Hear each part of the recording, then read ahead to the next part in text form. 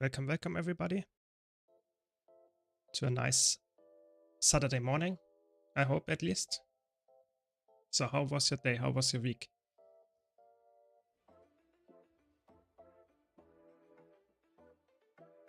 Today we're gonna play some Scourge. I want to show off a little bit of a new build, or not a new build, but a build that I have not played before on stream. And it's, of course, Heal Scourge is really good, but Heal Scourge with damage, and that's what you want. Celestial Heal Scourge. A healer with damage. I will release a build guide about this very soon, and it's extremely strong. Very underrated.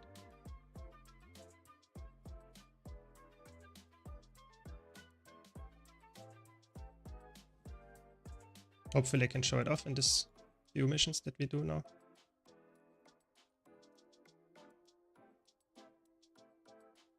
Welcome, Filthy, welcome. Are you well again?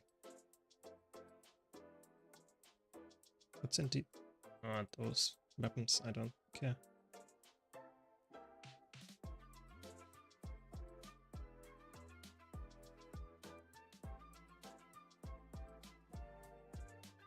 Yeah, so I want to show off this build because it's really fun and really, really strong. We're playing a healer that has 20k DPS. That's actually insane. Hopefully I can reach 20k in a strike mission, but we will see. Oh no, so the pain moved. I guess better than having pain in two places, but still get well soon then.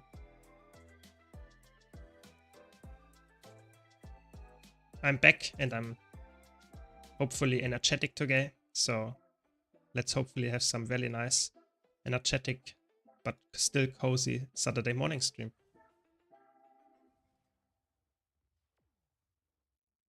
I'm really excited for the next week's patch. I think the patch will not change a lot, but hopefully it will, against all, you know, better, let's say, expectations.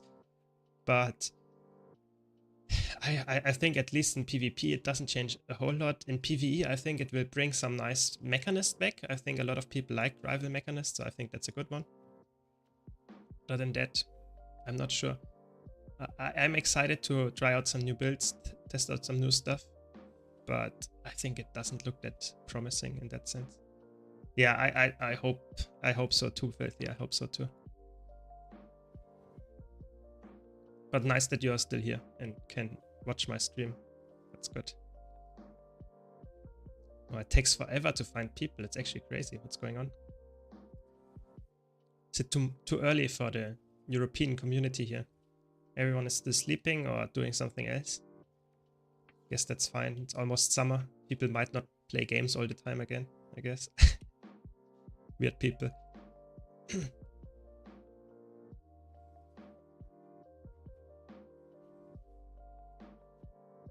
Exactly, you fight until the end. That's how you do it. Yeah.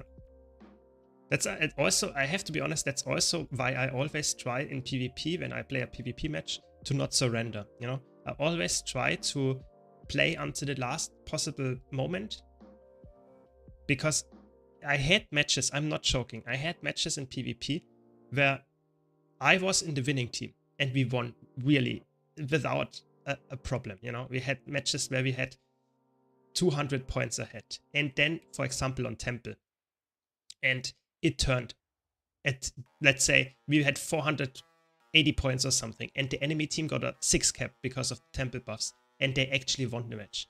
That's so frustrating if you are in the losing team then, but if you can make that work because you have the mental ability to actually stick through the tough times and really think, okay, we can still win this, that's actually insane. You know, that's absolutely insane. And that's why I think you should never surrender in a match that is possibly winnable. Of course, if two teammates are already AFK, then maybe it's not that winnable anymore.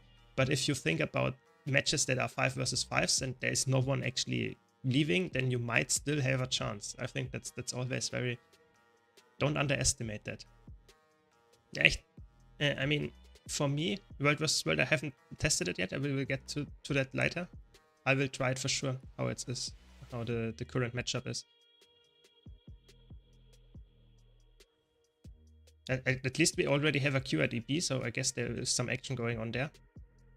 We will test it out later. Okay, for the Bone Skin, I have to run the full heal Elect Scourge. That much is for sure. So we need the pull. This is the hardest. This skill is the most sad part about the next patch. It loses half of its range. It has 1200 range, and after the patch in all game modes it will only have 600 range. That's the biggest nerf to a skill I have ever seen, I guess, in the range department. It's actually insane. It's absolutely insane.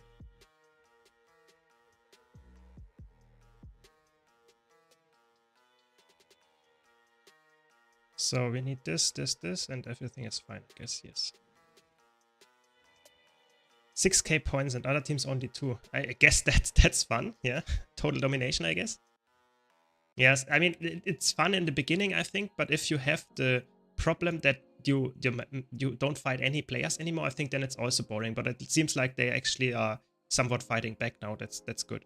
Because if you have total domination and only one team has full control over everything, then I think it's actually also not fun for the winning team, because there's nothing really going on anyway, you know. Okay, so let's concentrate for the Bone Skinner. Don't want to kill my team. I have Transfusion, the sad part, Transfusion without the teleport, but still very mighty skill. You have a lot of resurrection power on this build, so should be fine anyway.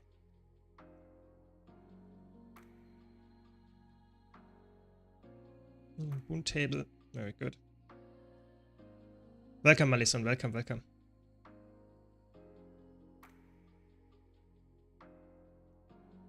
I think it's weird, sometimes the people don't get pop-up or are just not coming, and then we wait forever.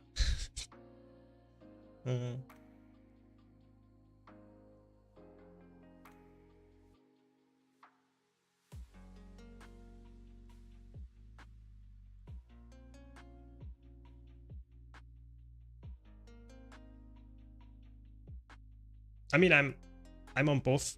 I should stream, yeah, it should work on both platforms.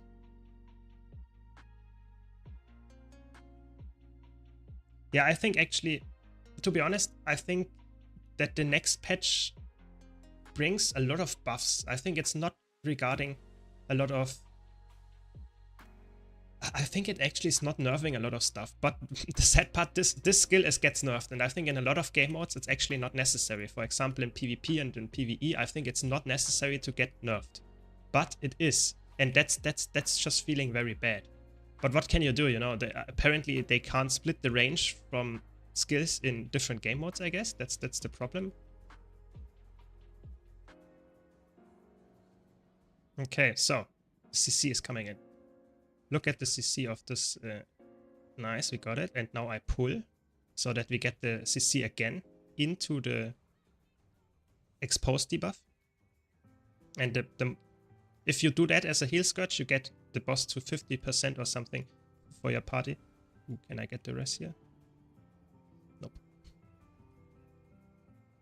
Then you can get the boss to 50% without actually any pressure from it, because it's perma-stunned. If you do that correctly, it's actually crazy. Heal scourge is so good in this fight. Even without the resurrection power of the transfusion, it's crazy. What? How was I standing in there? I was definitely not standing in there. Okay. There we go.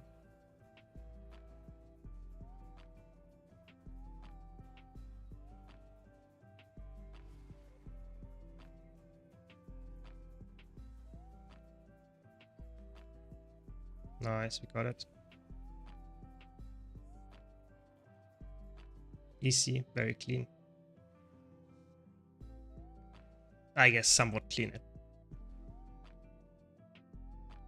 As I play Spear Tempest, I can enjoy Zerg classes. Yeah, that's true. I think as a Spear Tempest, a lot of Zerg action is going on. That's really nice. I think Elementalist in general enjoys a lot of Zerg action. I think Elementalist is one of the classes that really enjoy just having action in large scale. I think that's really, really helping Elementalist. For example, a Thief would rather enjoy a lot of roaming action, whereas a Elementalist is really good in Zerg, but that's totally fine, yeah.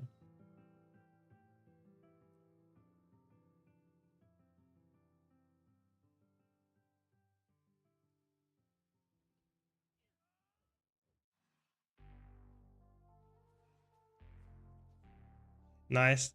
Yeah, glad that you are here already. That's very good. You are early bird then if you're already up, Melison. Or maybe you couldn't sleep and you had to watch my stream. I guess that's fine as well. Okay, so now I want to showcase the Celestial Scourge. This is a build that is a healer. I can provide a lot of barrier, a lot of cleanses, a lot of healing passively. Of course, alacrity and boons as well. But I still am a healer with 20k DPS, which is obviously insane, you know?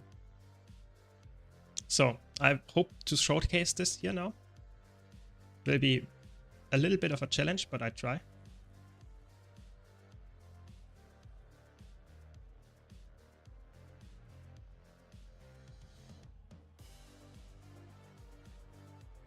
Okay.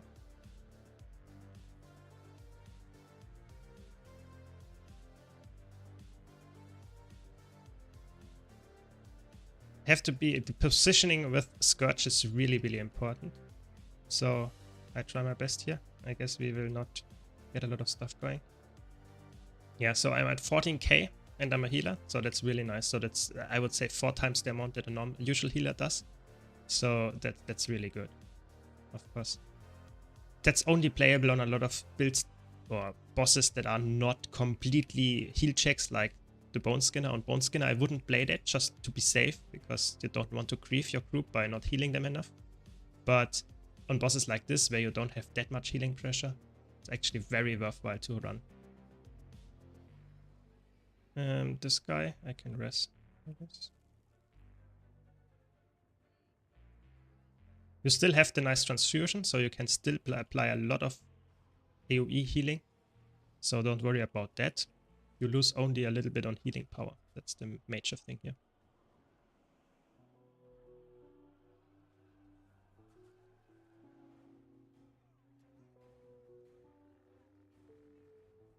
I need the stability in a little bit, so that's good. Should be fine here.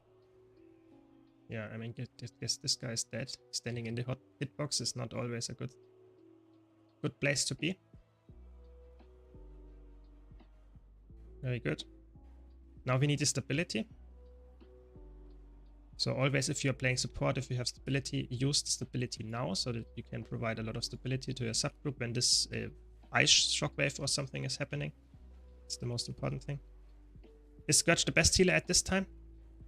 I think Scourge is in the top 3 healing places. It has its spots where it's really good, like on Bone Skinner, like on fights that have a lot of condies.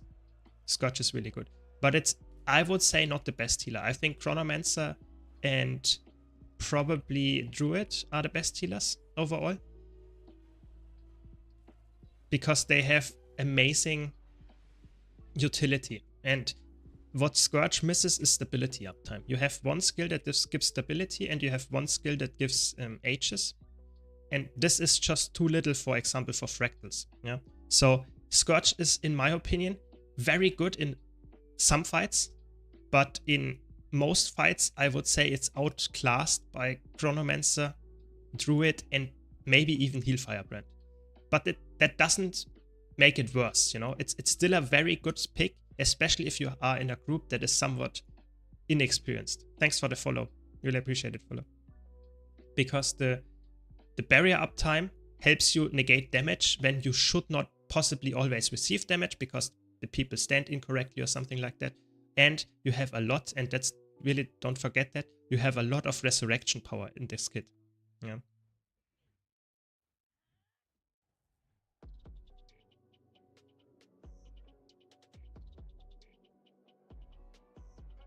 Yeah, exactly. If you play Celestial, Alacrity heal, it doesn't matter if you play Tempest, if you play, for example, Quick Firebrand with Celestial or that kind of stuff. If you don't need the healing, Celestial is always the better option for a healer, because then you will be a healer that also provides DPS. So you have no downside of bringing a healer while still having amazing DPS. So if you play Tempest, if you play Scourge, if you play Firebrand, all of those classes have a very, very strong Celestial option that has, so to say, no downside other than if you have a really healing heavy fight, let's say Bone Skinner or something like that, then you might have to switch to a full healer because otherwise you don't have enough healing power to actually protect your party. But for, I would say 90% of the fights in Guild Wars 2, at least in strike missions and that kind of stuff, you don't need that. You know, you just don't need that. And then you are really happy about that, bringing more DPS. Yeah, that's a very good point by Joix, yeah. But you have to be aware, that's the important part. You can't bring it all the time because your party will be griefed if you provide no stability, not enough healing and that kind of stuff. So you always have to be aware when you can bring it and when you really have to swap to a full healer. Because if you go for a Celestial healer and you miss, let's say, 20% healing, that is the difference maker in a fight. You are the reason why the people are actually dead. It's really your fault. So you have to be really careful there and not overestimate how much healing you can do.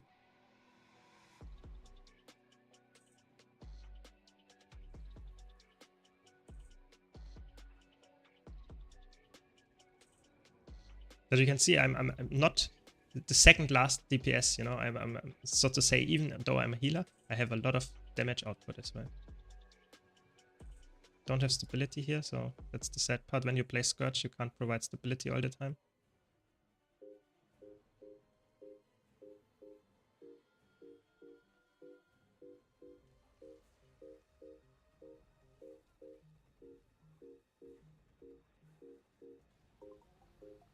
Nice. As always, if you have any questions, please let me know. I'm always very happy to answer. Don't be shy. If you have any questions that might seem stupid at first, please ask them anyway. Because sometimes a lot of people don't know and don't, you know, hesitate to ask a bit. So please always be happy. I try my best to answer.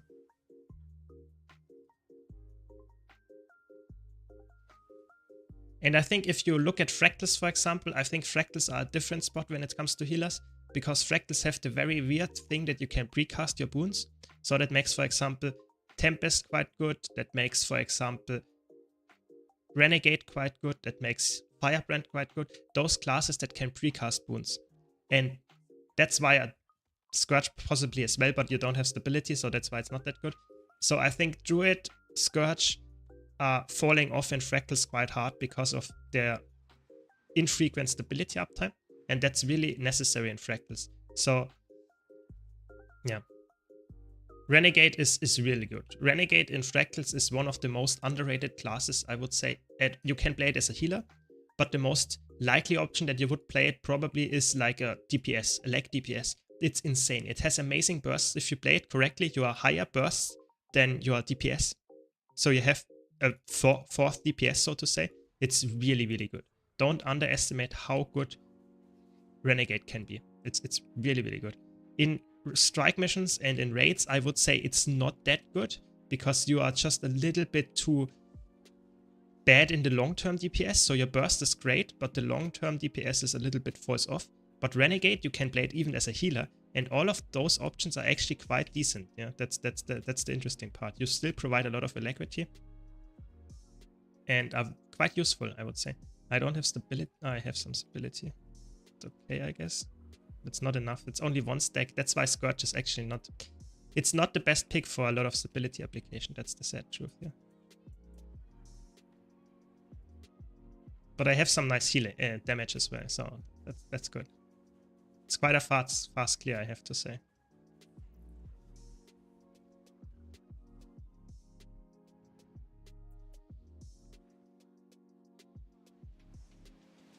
Yeah, I mean, the Fractal collection is not that bad, I think. It's actually quite fun, especially nowadays with the power creep that you can just ignore a lot of the mechanics of the bosses. The challenge modes are actually not too bad. They are more like you have only 80%, no, you only have 20% of your healing, which is most of their challenge modes. And that means that you just have to play a little bit safer. So you have to play builds that are either self-sustaining and can bring a lot of maybe H's and that kind of stuff to not get all the attacks, or just sidestep them. You know, if you know the fights, then you can actually, the 20% healing only is not a big deal for most fights. Of course, sometimes it can be really annoying when it comes to the, how's it called, the specific instabilities of the fractals. Sometimes it's really annoying when they, for example, the toxic trail or the explosion stuff can be really annoying. So sometimes you have to wait a week to get the resets on the fights, different instabilities there. But for the most part, I would say it's actually quite fun. You know, you only do it once and then you have the collection. And a lot of the collection items, let me check, they are actually not that hard to get. You know, what is in there? You have to purchase something. You have to combine some stuff and get some fractal items. You have to complete a specific time. Let it beat the Shade more in less than 5 minutes. You know, that's quite doable. You know, I think it's quite, it's one of the better collections for legendaries, I would say, because you have to interact with the fractals and you have to just play them. It's not like it's really annoying that you have to go out and collect, I don't know, 100 sky scale eggs or something. So I think it's one of the better ones. Yeah, that's true. That's true that you have to gather those pages. That's a bit annoying. And you have to also get the dark matter. The dark matter, for me, is not a big deal. I have quite a lot of those over the years. You know, I have almost 2.5k. That's just if you play. You know, you have to play a lot and you salvage stuff and you get it. But it's quite annoying. That's true if you really need it a lot. And the pages, you just have to do the fractal recommended every single day. That's how you have to do it.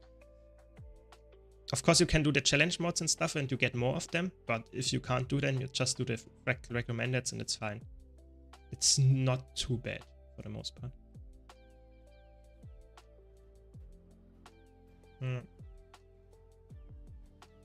Yeah, I think the agony system is... I think the agony system is interesting. I think it has its plus sides for sure. I think it's definitely a fun thing to go for, because in Guild Wars 2 you typically don't have something that you have to grind or that you have to increase. So your gear is, let's say if you have ascended gear, you are topped up, you can't go higher. But the agony system helps you to have some kind of iterative increase. You know, you slowly increase how much agony resistance you have. But, and that's the sad part, I think it should be account-wide, the agony system. It should definitely be account-wide. And in my opinion, it should make it clearer how it works.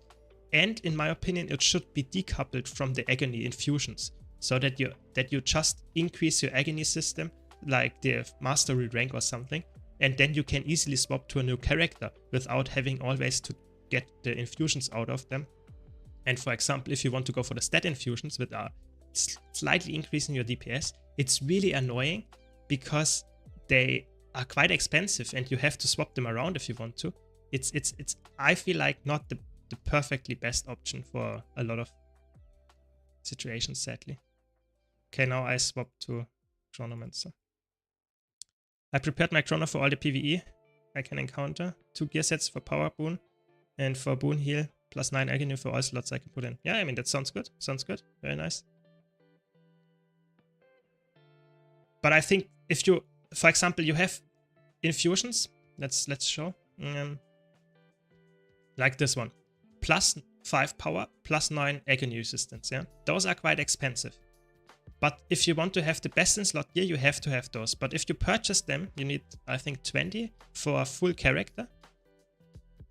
But if you want to play a different build, for example, a Condi build, you need 20 others. But if you want to play a different character, you have to purchase them again. It's such a gold sink. And I think those should be account bound, yeah, for the most part, yeah. And I also think that infusions, where is it? I have it somewhere. There, the ghostly infusion. These skins that possible come with a infusion, those should also be some kind of wardrobe. So you can go to the wardrobe, have a special infusion slot, maybe 4 or so, up here, and you can equip all the infusions that you already have unlocked. So exactly like a skin. So if I go to a skin, I can select which kind of skin I want to unlock or put on the item. I think the infusions should be the same. You have 4, so to say, infusion slots. And those infusion slots, in my opinion, should be dependent on the infusions that you already bound to account. So for example, I have the Ghostly Infusion equipped now, and the Ghostly Infusion should now be bound to my account. So that means I can't unequip it or can't sell it anymore. So that would bind it to my account. I think that would be a very good solution, because then the infusions would not go down in time or in the price, because that's what's currently happening. There will always be more infusions coming in the market because more people actually get infusion drops, and then they can sell it, or they can equip it and sell it at a later point. But I think this wardrobe system would make it like something that you have to, let's say, bind it to your account. You can use it on any character that you want after that, but you can't resell it. I think that would be a very good way of making infusions quite interesting in the long run. Yeah. Yeah, I mean, that would also be very interesting. I agree. But the thing is, I feel like they are really hesitant to change stuff with the infusions and this kind of system. I hope they will do that, but it doesn't look to me that they are really interested in changing stuff like that. I'm not completely sure why. Maybe they can't, maybe they don't want to. But in any case, I feel like it's not really likely that this will happen, sadly. You know, I would love that, but it's sadly not really that likely, to be honest. Yeah. And I think for a new player, it is somewhat, I don't know, somewhat too convoluted how much stuff you have to get fractals to a high level. I think the fractal level, the agony resistant, all of that kind of stuff is somewhat artificial, and you could merge that in one thing. I think you should merge that in one thing, in my opinion, so that your account gets upgraded when you go for the fractal level upgrades, and then you can, for example, also get agony passively. That would be something to make it new player friendly without really losing anything for veterans. Yeah, nice. That's he's saying very good that you saw my message. I just thought this guy is really good. I played with him already, and it would just be a shame if I made a video that was worse than his. I just want to promote them. You know, about dungeons, anything about dungeons, check out this channel. It's really good. So yeah, it would be a shame. I want to promote very good channels as well. I just don't want to copy something and make it worse. That was the idea there.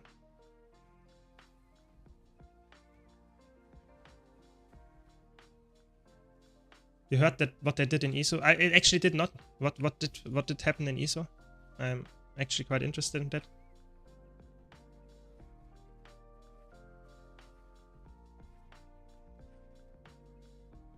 They made it like in Guild Wars 1. Really? Just now, or when did it happen?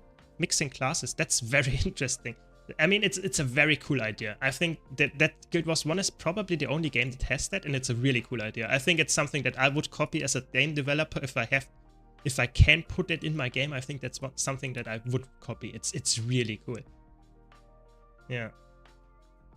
I think that's a really cool feature. I mean, it's obviously somewhat game breaking, I have to be honest. It's if you can't balance it right, it's obviously completely broken. But if you put it in correctly, in some sense, that it's not really absolutely negating all things that you had balanced before, I think that's actually a really cool feature. I have to be honest. I think in Guild Wars 2 it will never come. First of all, because it's way too convoluted already with so you have the normal specialization, you have the elite specs, and how would you fit another class in there? That's just too crazy. How can you balance that? It's impossible.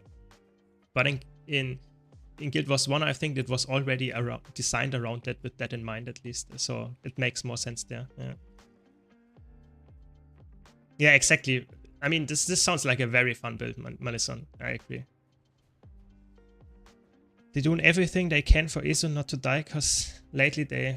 Yeah, I mean, that's sad, but I feel like a lot of MMOs currently are either on the dying side or are just getting people from the MMOs that are actually about to die. Yeah, so I think there are not a lot of MMOs currently that are really seeing a player-based growth. Yeah, I think Guild Wars 2 is actually one of them. I think, at least in the terms of new players.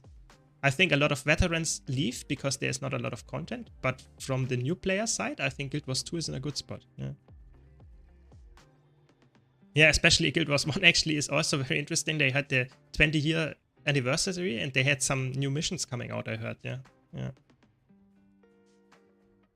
Yeah, of course, it would be absolutely insane if you not only give the traits to a Guild Wars 1, a Guild Wars 2 class, but also, for example, the class mechanic. That would be absolutely insane. You know, not only continuum shift, but there are so many class mechanics that are absolutely game breaking. Even something that is really, let's say, weak in that sense, if you think about it, for example, full counter on a spellbreaker. It doesn't seem like the most broken mechanic, but think about it, like a thief gets full counter. That would be horrible. They can dodge a lot. They have a full counter every 8 seconds.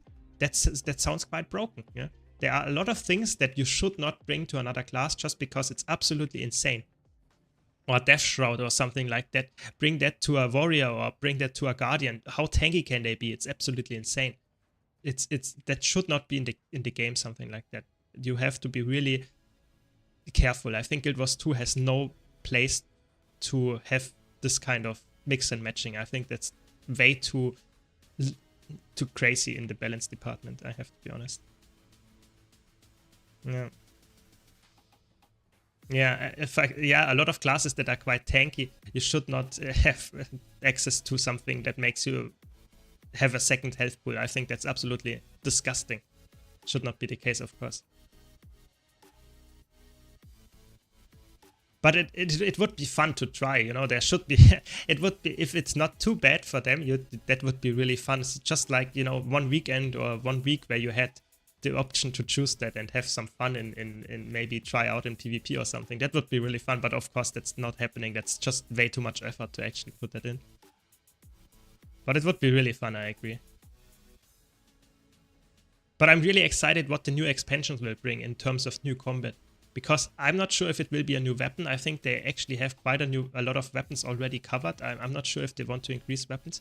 But something like that, obviously not as broken, but a feature like that is probably something what they are aiming at. Something that changes the combat, is not too hard to implement and not too hard to balance, while still having a very fun and major aspect in how you change the gameplay. Something like that would definitely be likely to happen with the next expansion. I'm not sure. I'm really not sure. Maybe they bring new elite specs. That would be actually insane if they did that. But I have to be honest with you. I might agree with you that it's actually not unlikely that the next expansion that comes out will have some kind of hint if there will be a Guild Wars 3. I think that might be possible, yeah. Maybe it's underwater combat, but I have to be honest, that's not what I was aiming for, because I have to be honest, a lot of people think underwater combat is either really bad or they like it. But in my opinion, I think either way, everyone would agree that the on-land combat in Guild Wars 2 is just way better. Even if you say the underwater combat is good in Guild Wars 2, the on-land combat is better. So why would they bring out an expansion regarding something that is actually worse than something that they already have in the game? So I think it's quite unlikely that they put that out. I have to be honest. It's just not, I don't know, it doesn't feel very good that if they would put it out. Yeah, underwater PvP, there was a map back in the old day they had where you had underwater PvP and it was absolutely insane.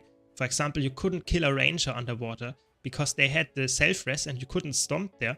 So it was just the DPS was so low that you sometimes just the ranger resurrected itself when it died underwater all the time. You couldn't do anything about it. That's just not really good, to say the least. Yeah. Yeah, no problem. Glad you like my YouTube content. Try my best. Yeah, there are a lot of options. I'm not completely sure what they will bring. I have to be honest. I'm not sure what they will bring. They are quite, let's say, creative in the features that they can put out. I really hope it's something that is really game-changing and it's really fun, that you have something to theory craft and not only a special action key or something. I think that would be really boring. Yeah. Yeah, I think, to be honest, underwater is not that likely. I think it's too much effort put into a feature that is not very likely to be that game-changing, I would say. At least in my opinion. You know, I could be wrong there. Yes, I could be wrong, of course. But it's not, it doesn't seem to me like it's insane. Yeah.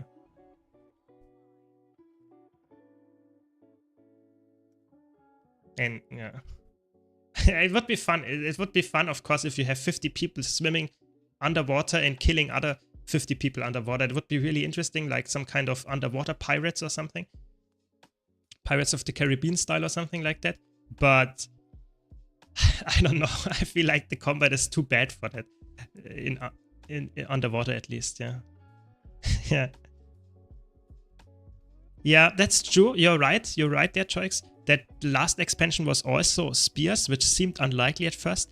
But to be honest, I think spears are a very smart move, you know? Just look at, of course, hindsight, yes, I know. But still, it's a smart move. It's one weapon that you have to bring on land. One thing that they have to design to wield on land, which is already in the game. So you can use a lot of skins already.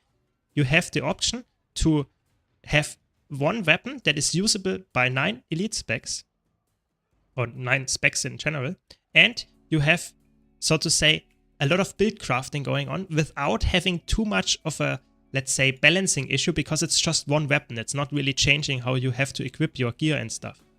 But if you think about bringing underwater content or improving it somewhat crazy, then you not only have to make it something new, but you also have to balance the old underwater stuff. You have to make some new maps or something that has a lot of underwater things.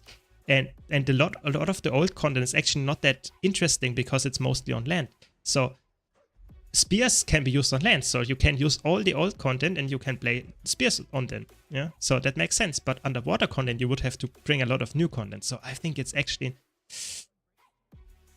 Yeah, for example, they had to fix the Vindicator, and they had a lot of the skills are not usable underwater. So it's also very bad. So they had to fix so much issues that come with underwater that I think it's just very unlikely that they will ever do that, because it's not worth the effort to get a new feature and fix 50% of the base game as well. You know, I think that's just not very, very likely. Yeah. Yeah, maybe I mean, I don't know where the story is going, I have to be honest. I'm not a story nerd. I can't tell you what the story is evolving in. But in my opinion, the story is only secondary, because the spears were, yes, of course, it makes sense. The bears, the Kodan brought us the spears. But it's also, you know, Soto gave us new weapons and gave us the weapon proficiency so that you could equip, for example, an X on a Chronomancer or something like that. That's not bound to the lore at all. So I think it's not necessary to bring it into something like that. And you can just think about it like what feature they want to include with the new expansion. It doesn't have any lore, I don't know, limitations, I would say. Yeah, I mean, the speed infusions are very annoying. That's true. I don't know what they are actually doing with that. I think it's a fun concept to increase your speed on water, but I think it's just, I don't know. I think they tried it, and I think it's not really, people are not that happy about it, I would say. I want to see a spec that allows elementalists to switch weapons but be locked to a single element. That would be really cool. I think something like that should be that you have one element and you can swap weapons maybe, but your element is strong and you can, for example, have the trade line and maybe you get all the trades from one trade line or something like that, so that you are very, you know, specialized as a fire mage, for example, fire wizard, you know, to bring up the meme. And then you are really, really good in this element. You're really aggressive, but you have no defensive capabilities. I think that would be horrible to balance. I have to be honest, it would be horrible to balance, but it would be really fun, of course. I think one of the things a lot of people ask for is some kind of arcane, so that you have a fifth element or something like that, that gives you access to arcane skills and that kind of stuff, or that would be also interesting. But I'm not sure if they will bring out elite specs. I have to be honest, elite specs are a lot of work. They have a lot of traits, a lot of class mechanics they have to add, and all of the interactions with the old stuff that is already there, it's a lot of balancing. I'm not sure if they will ever do that. Yeah. Only switch elements outside of combat. Okay, that would make it even harder to balance, because then you possibly have access to all of them and you could make crazy builds just depending on the current situation we're in. I don't know, it sounds really cool. I mean, a lot of people have good ideas, but the thing is, you have to take into account they have to also develop that. I'm not a developer. I can't tell you how difficult it is, and even a developer might not be able to tell you how difficult it is in their system to develop this. Because, for example, they have apparently quite a spaghetti code. So, for example, World vs. World was developed by a guy 15 years ago, and this person is not in the company anymore. So they can't easily fix stuff. So for me, it might seem easy to say, they should add this and that. It doesn't change a lot, but maybe it's really hard for them because they have some kind of limitation by the engine or by something. And it's really, you have to think about it like that. But of course, you're right. Of course, the cool ideas, they should get new people that have really cool ideas as well in the game, in the development. But yeah, I hope they have cool ideas as well. Yes. Every class has elect quickness, poor DPS, elite spec. I doubt they would make any more elite spec. Yeah, I think that was one of the decisions I wouldn't agree with, that every class has access to that.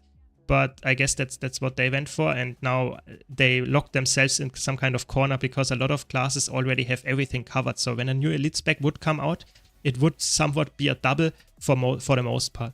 So just look at Necromancer. What would you give Necromancer? Probably, I don't know what they would give it, but you had some kind of power spec, you would have Reaper. If you had some kind of Condi spec, you would have Harbinger. You also have some kind of support spec. So what exactly would you want to give Necromancer that it doesn't have already? So it's really hard to make a new elite spec that is actually very interesting and also not game breaking. I think it's really hard. Yeah. Yeah, I think it's really cool that you have the option to think about and speculate what is gonna happen. But I think, to be honest, we never know until they actually announce something like that.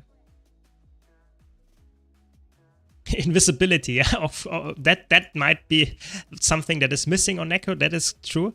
But to be honest, I fear the day when they introduce that. That sounds like a horrible thing. You know, getting a Reaper and that lands an invisible chill to the bone with a 4-second stun on you out of stealth. You can't really dodge. That sounds a little bit disgusting, I have to say. But like I said, I think it's quite unlikely that they will introduce anything regarding new elite specs. I think it's too much of a hassle for them. Yeah. I mean, we have a DPS healer. I think there are options. It's just like DPS healing is somewhat limited in Guild Wars 2. To the stats. You know, there is no stat that is actually providing healing power while giving you power, precision, ferocity. So you can't play a power healer. And playing a Condi healer is also very limited because the stats typically don't align. You don't have condition damage, expertise, concentration, and healing power. If you had that would be insane. You would have a healer that is absolutely broken, even more broken than every other healer right now. But Celestial is the thing that comes closest, yeah. Your heals do damage.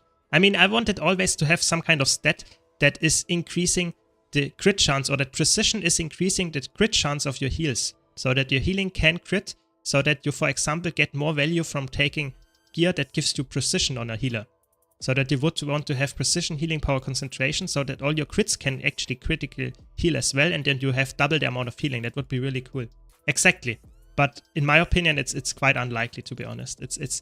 It doesn't seem like they make these big changes anymore. I think the game is too far in its development, you know, or what development, in its life cycle rather. But of course we can dream, you know, it would be really fun at least. Yeah.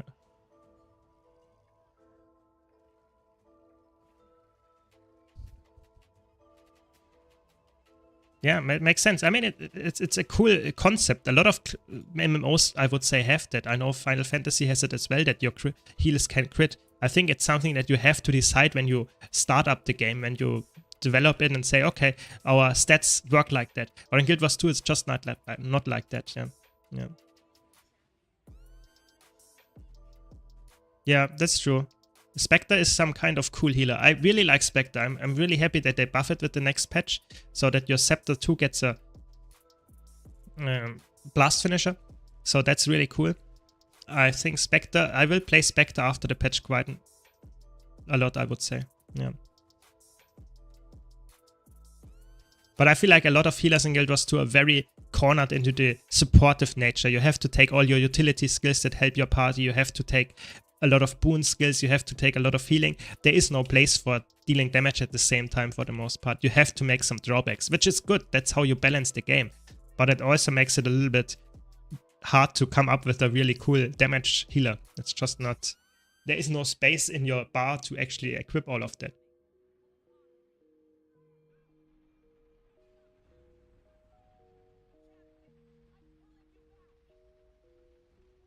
But it's a really cool idea, I agree. Thanks for the follow, Khaldun, by the way. Really appreciate it. So now I wanted to quickly answer a question that we had in my Discord. We had a discussion that Tempest support, specifically in PvP, but actually in all game modes, has a very interesting dilemma concept that Elementalist in general. You have a lot of trade lines in Elementalist that are somewhat useful. Yeah, hey, let me leave. Am I taking? No, why can't I leave? Interesting. I wanted to show it, 1 second. In ESO, it's common for tanks and healers to have few sets of armor and armor parts. Okay. Now I can. Okay.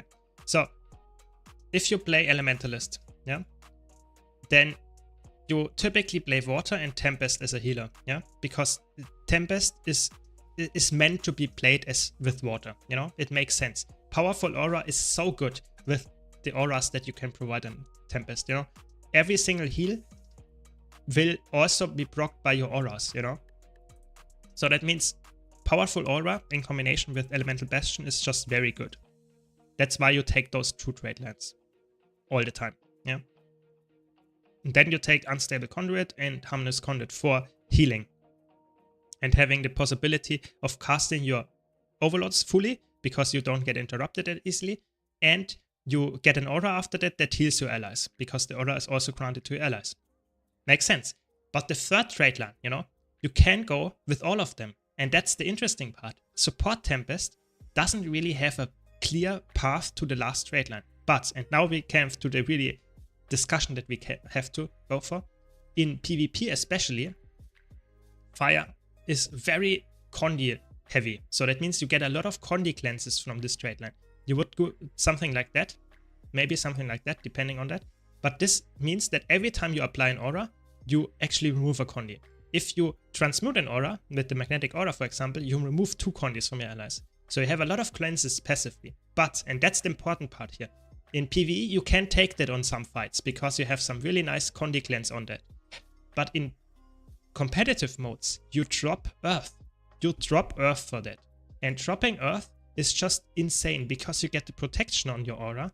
As a Tempest, your protection is almost 40% value. So that means that you get minus 40% incoming damage on protection just by using Earth.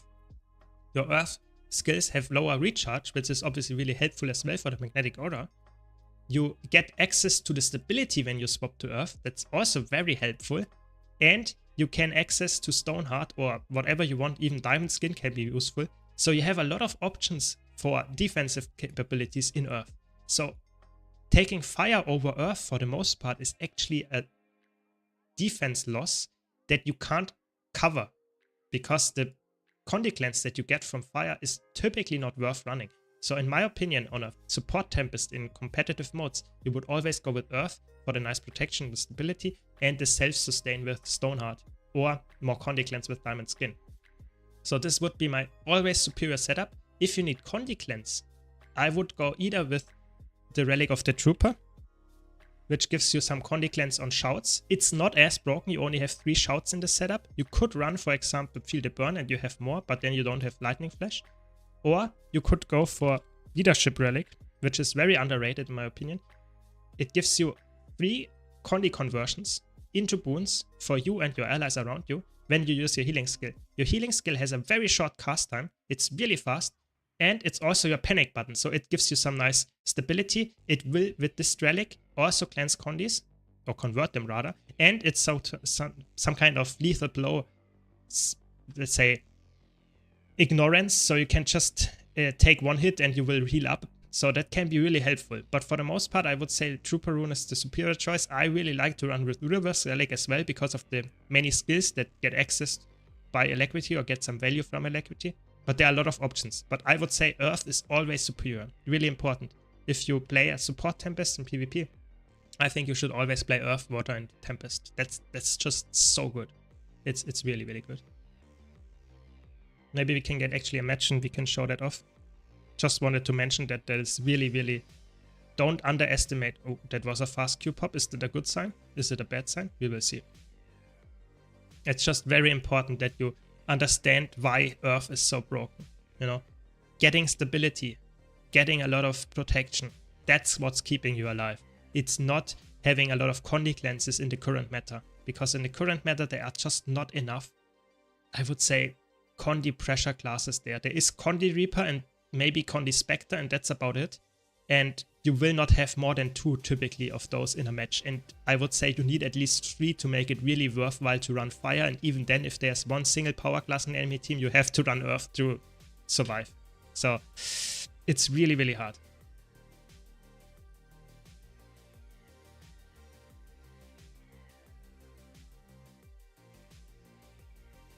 Yeah, so I hope I discussed this now, the question, and I hope it's clear why I always would take Earth.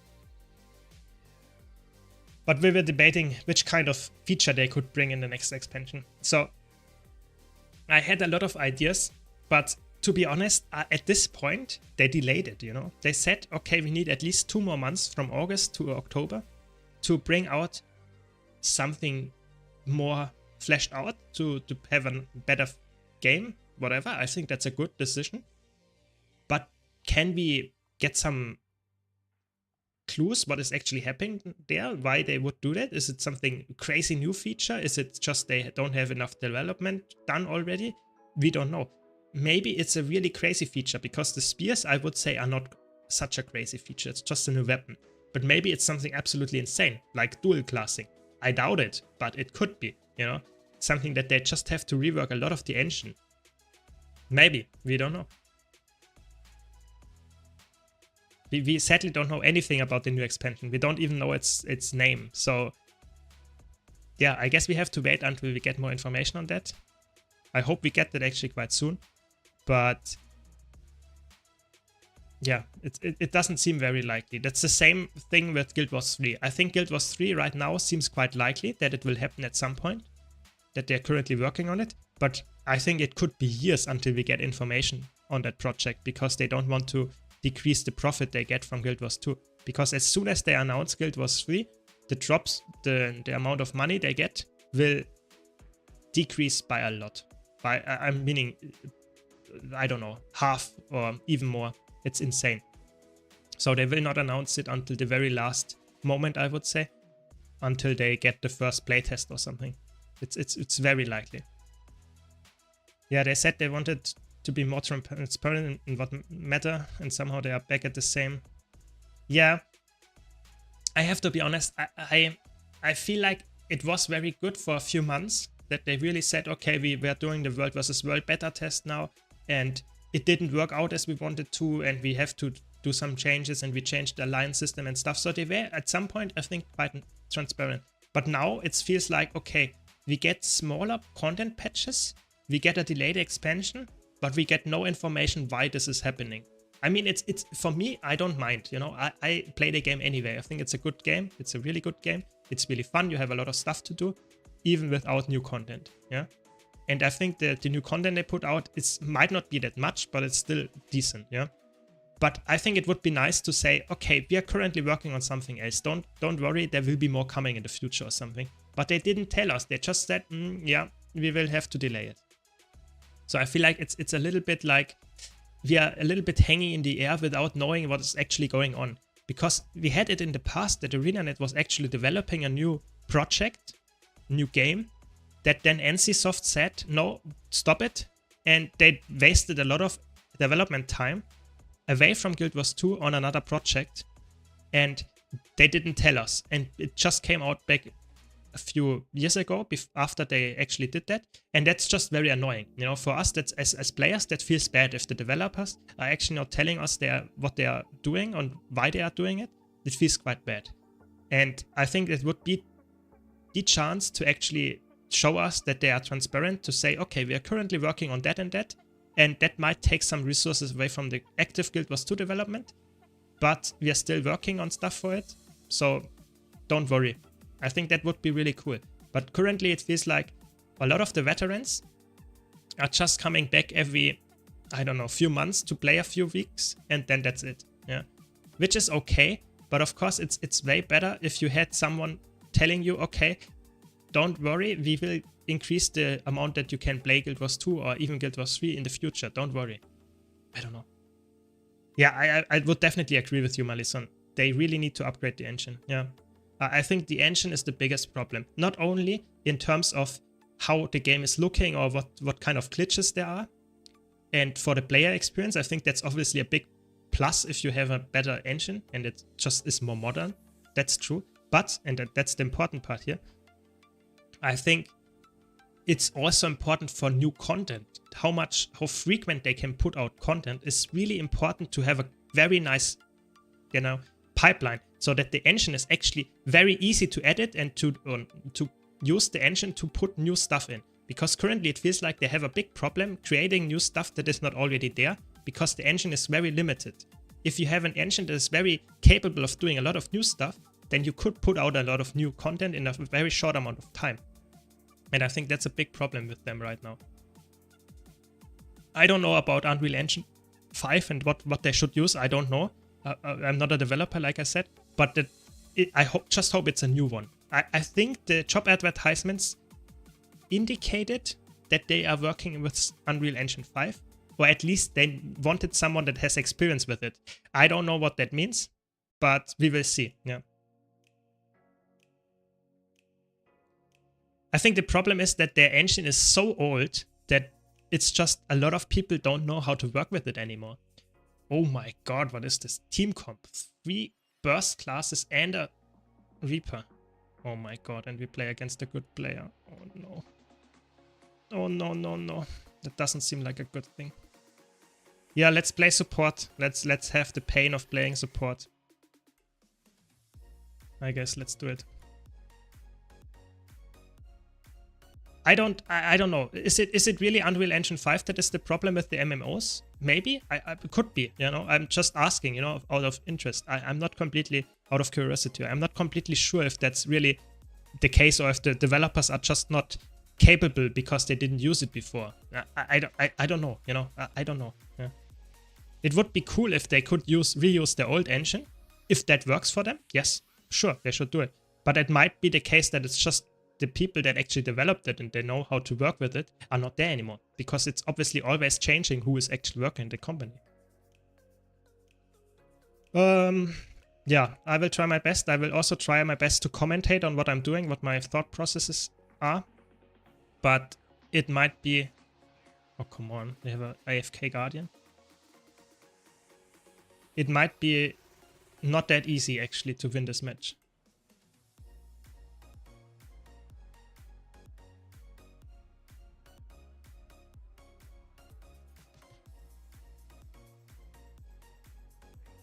Nice, it juked.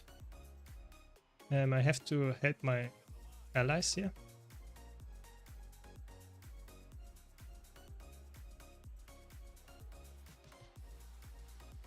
I mean, it's always bad if you are the support and the allies are running away from you.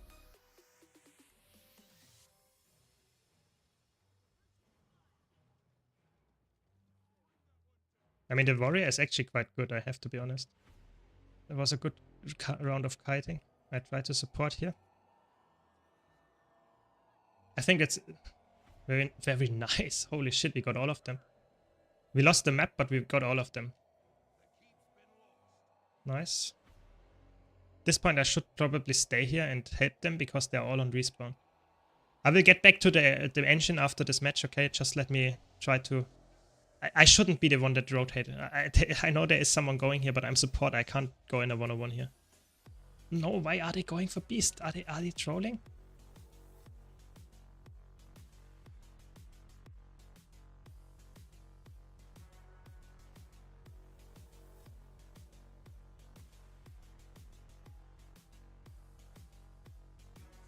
Nice, we got the E-mob. I think this should be a kill. Very good. Okay, they are actually all on mid. I have to leave now. I think I'm a little bit late. That's sad. Maybe I can get the warrior. The warrior is already dead, but I mean the guardian. Maybe I can get the guardian. The guardian would come to me. I could res him, but I'm not sure. I think he's running away in the wrong direction. Yeah, I think I have him. Yeah, very good. And now we are in a 2v2 that we don't want, but I guess that's fine for the most part.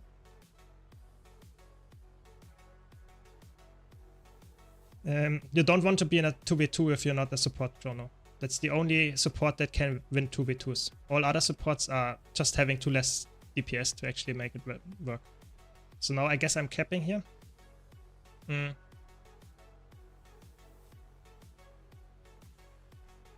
Yeah, I mean, typically you should not really cap when your team is losing on the other side of the map as a support, but I try my best. So they are outnumbering close, so I will go too far. No, it's probably too late. I can't push there. And my teammate died off point. I mean, that's why you should not try to point. Maybe I can get the rest. Yeah. No.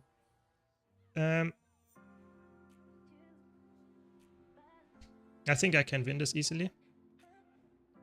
Or not win, but hold it. No, I have to leave.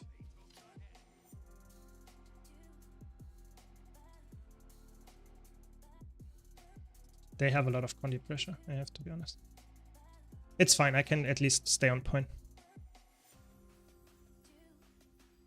That's not the place where you want to be, to be honest. My team is fighting a lot and losing fair fights. That's not what we want to be.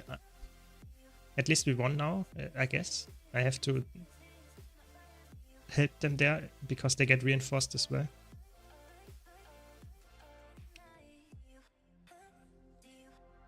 We have to get the rest here. Nice, we got the rest. Now we won the... I think now we won the fight for sure.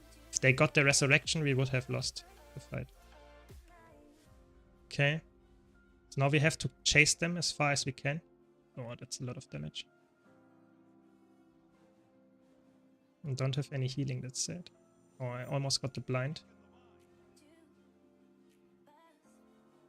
There's the warrior. There's the warrior.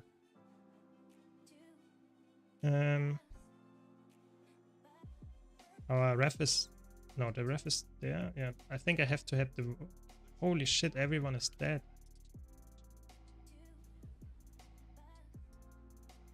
No, the poison. Oh, the poison. Oh, that was bad. That's actually... That's probably the loss of the match, I have to be honest. That was bad. I wasted my glyph on that. And we didn't get the rest. It was at 99%. If I had the chance to use the water glyph, it would be fine, but the earth glyph was not enough. Oh, that was bad. Okay. Yeah, my team is not at all fighting with me. You know, I'm a support and I really try to be with my team, but my team is running away in every direction, so I have to decide, and my team is always dying in 2 directions, so I can't save them all, and then it's bad. We got the beasts, that's okay. At least 1 beast. The necro is in a 1v2. They are in a 2v1, no 2v2 here. I think I will go for the decap and then help them. No, I can't. Then I will go to the necromancer. He's in a 101. I think that's a condi necro against him, that's okay. No, there are 2 people here. Okay, I can't do this then. Yeah, I don't know where to go. It's actually... I go to the warrior, I guess.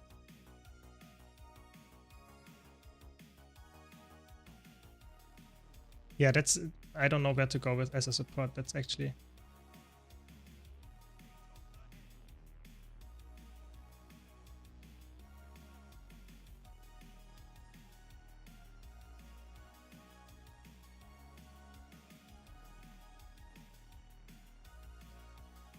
Yeah, it's too much. They have too much pressure, actually. Oh, nice, a revive. To wait here, and now we can teleport.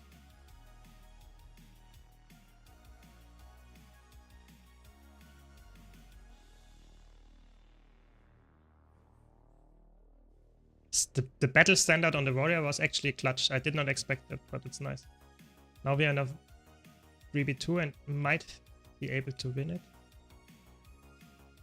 Nice.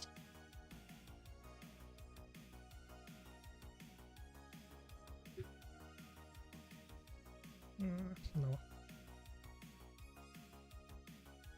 It's just too much. My team is losing the 3v2 on close. Yeah. That's why we lost the match. My team is losing the 3v2 close all the time. While we hold it here and get the decap in the... It's crazy. Yeah, no chance to win this one. That's why you should not play support. It feels really bad. I don't want to be in the 2v2 with the warrior because 2v2 is bad. I don't have enough damage to pressure the enemy team. And I don't want to... I don't know, it feels really bad. Yeah, see you later.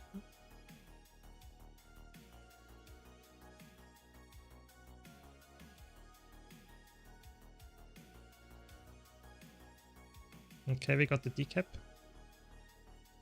But it's sadly, I think we can't win anymore. My team is... Why do I have to cap as a support? It doesn't feel correct. Yeah, and we lost the fight again.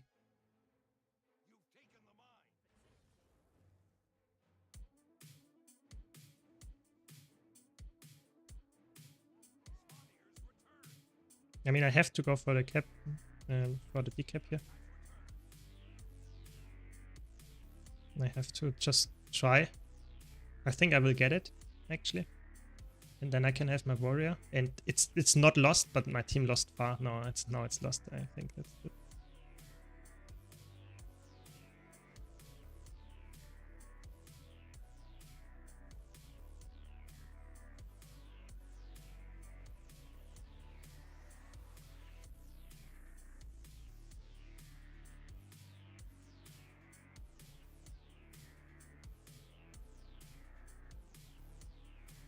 Yeah, sad. Could have won. But it was really hard. We had not the best teammates, and support really relies on having teammates that actually know what to do. I mean, it's still not lost if we get the far decap, but there are two people. I think it's not possible. We can try.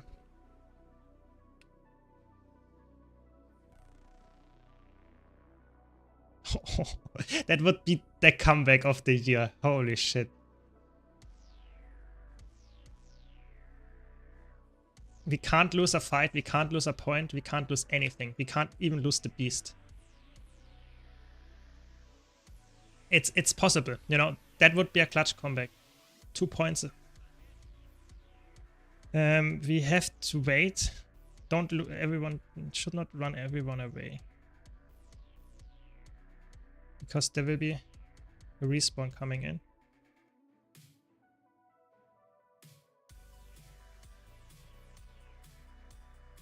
No, they didn't get the Willbender.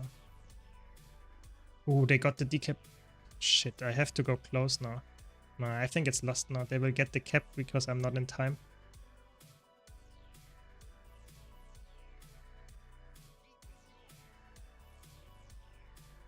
Holy shit, was that close. That was way too close to comfort. We could have won it, actually. Okay, so now I can catch up on chat, sorry.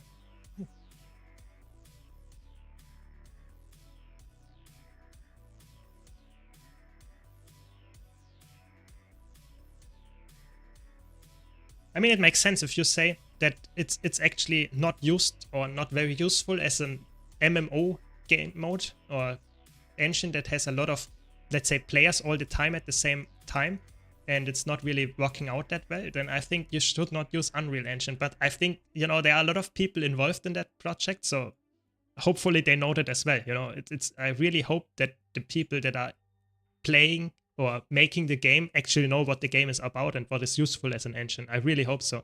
I mean, it's really cool if they make some in-house stuff and it really works very well, but I feel like that's also quite a lot of effort they have to put in. I don't know a lot about how engine development works, but I feel like it's a lot of stuff that you have to take into consideration when you play this or create a game that plays with engine stuff. I don't know. Okay, so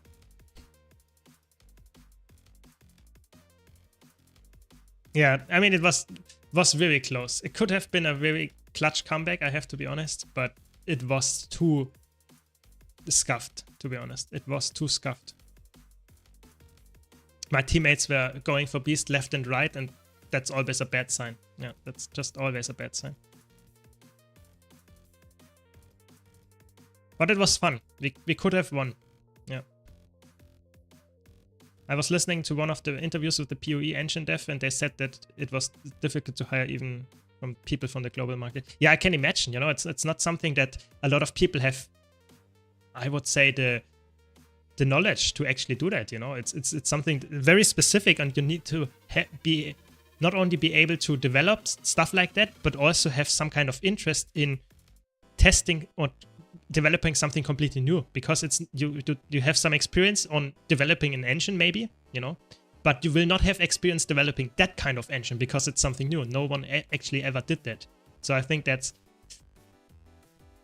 probably something really experimental, really cool if you like that, but it's obviously also something really hard to do. Yeah. So I'm not sure if Guild Wars 2 developers actually have that much experience with that. But that would be really interesting to know. I think that's what I also miss quite a lot are those cool dev interviews, you know, where you get a dev of a specific topic, you know, maybe it's a balanced dev, they actually do some decent live streams all the time, but for example, maybe get an engine dev, maybe get a, I don't know, a reward designer on the stream and talk to them for maybe 15 minutes, half an hour about what is actually going on. I think that would be really cool, just to get some insight. I think that's missing. I think PoE does that quite well, and I think that's one of the coolest things, to have some interactions with the nice people that are working on the game that you play all the time. I think that would be really nice. Sadly, we don't get it a lot. Yeah.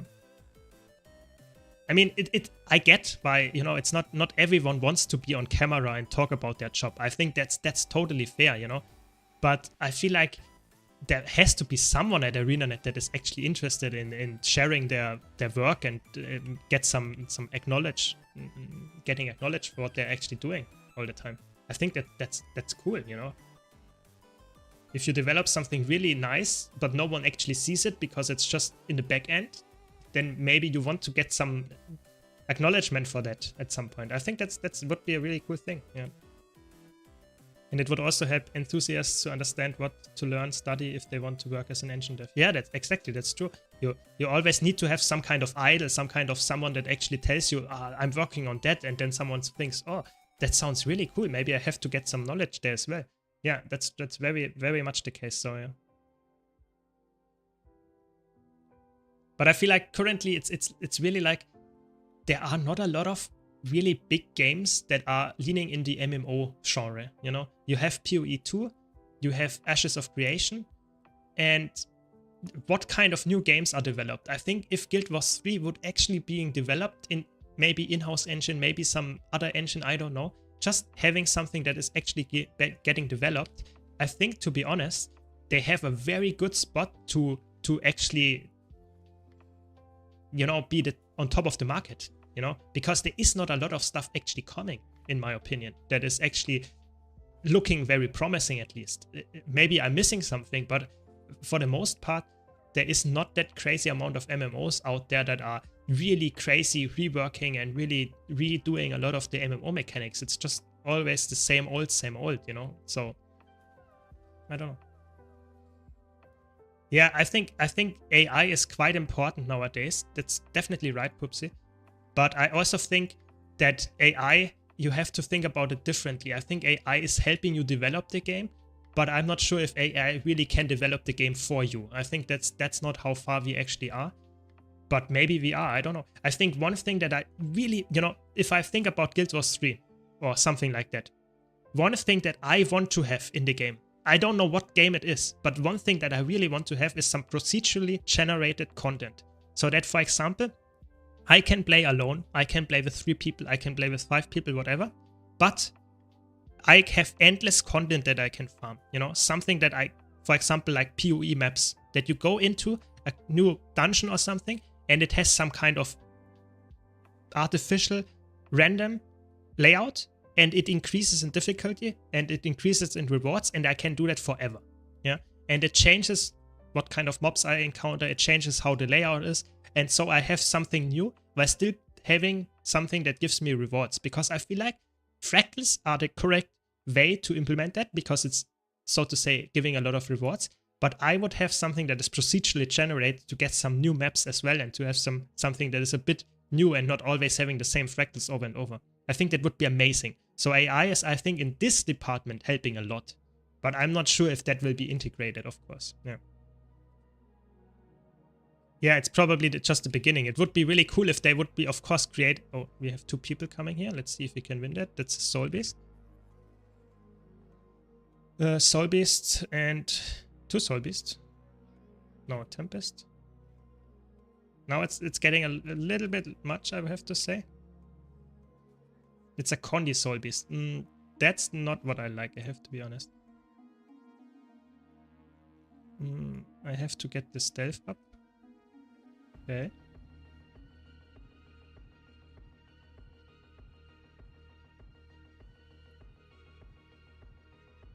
Yeah, that's too much. I mean, I got one of them to 25%.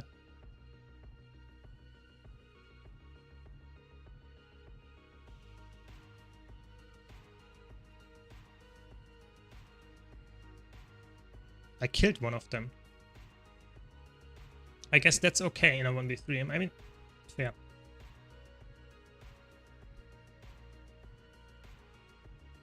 Sad.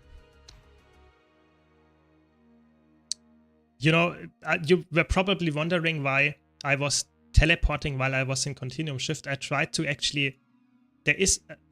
that's a very, you know, very experienced thing to know. There is a short time window where Continuum Split is actually not bringing you back to the place where you were. For example, you can use instant cast teleports like Blink, and for example, this Phase Retreat, which is your staff too. And if you used it at the same amount, at the exact same moment that Continuum Shift is actually popping, you can teleport and don't go back. Because it's, so to say, overriding the teleport. You can't teleport to 2 places at the same time. And if you teleport at one moment, you actually teleport back. You know, it's a really interesting thing. I can show it to you in the airdrome. If you can nail that, if you are for whatever reason actually can develop a sense of timing when you actually do that at the correct time, it's actually insane in competitive modes. If you use that to set up some escape, even though people expect you to go back, it's insane. Where is it? There it is. A dungeon delving minigame in Guild Wars 2 would be amazing. Yeah, I agree. It's something like WoW has it now with delving. PoE had it a while ago as well. Just this kind of how you have infinite content. I think that's really cool. Okay, so I show it to you. I have here the reset thing, so that's why I'm here. So if I use Continuum Shift and then teleport back in the correct same, this time it didn't work. You see, I did teleport back, but if I use it at the correct time, I can actually, let me test it. 1 second. Okay, so there we go, there we go. And I didn't go back. Did you see? I did not go back. I still have the cooldown of the Phase Retreat. So that Continuum Split happened after I did the Phase Retreat, but I did not teleport back. If you can do that at the correct time, you are actually outplaying a lot. Especially if you can do that with Blink. With Blink, it's even harder than with Phase Retreat, because Phase Retreat is weird. It's a really weird skill. But Blink is even harder. But you saw what happened. I actually went back to the teleport without going back, because my Phase Retreat was on cooldown when or off cooldown when I hit the spot here, even though I did never stand there. So it's really, really weird. It's a really, really weird thing. If you can perform that, it's really cool. Just wanted to showcase that. I guess let's play some Elementalist. Yes, I meant it the way you said. NPCs shouldn't be created out of thin air, also meant creation according to a certain framework set by developers so that NPCs can react, act, or respond differently. Yeah, exactly. Okay, then we're on the same thing. Yeah, that's what I wanted as well. Something that is, you know, helping the developers to create content faster. That's amazing. If they have some kind of artificial intelligence behind it or some kind of base network that helps them to create more reactions without really writing everything at the same time. I think that's really cool. That's how you want to have a game developed, because then you can put out way more content that really needs a human behind it. Yeah, definitely.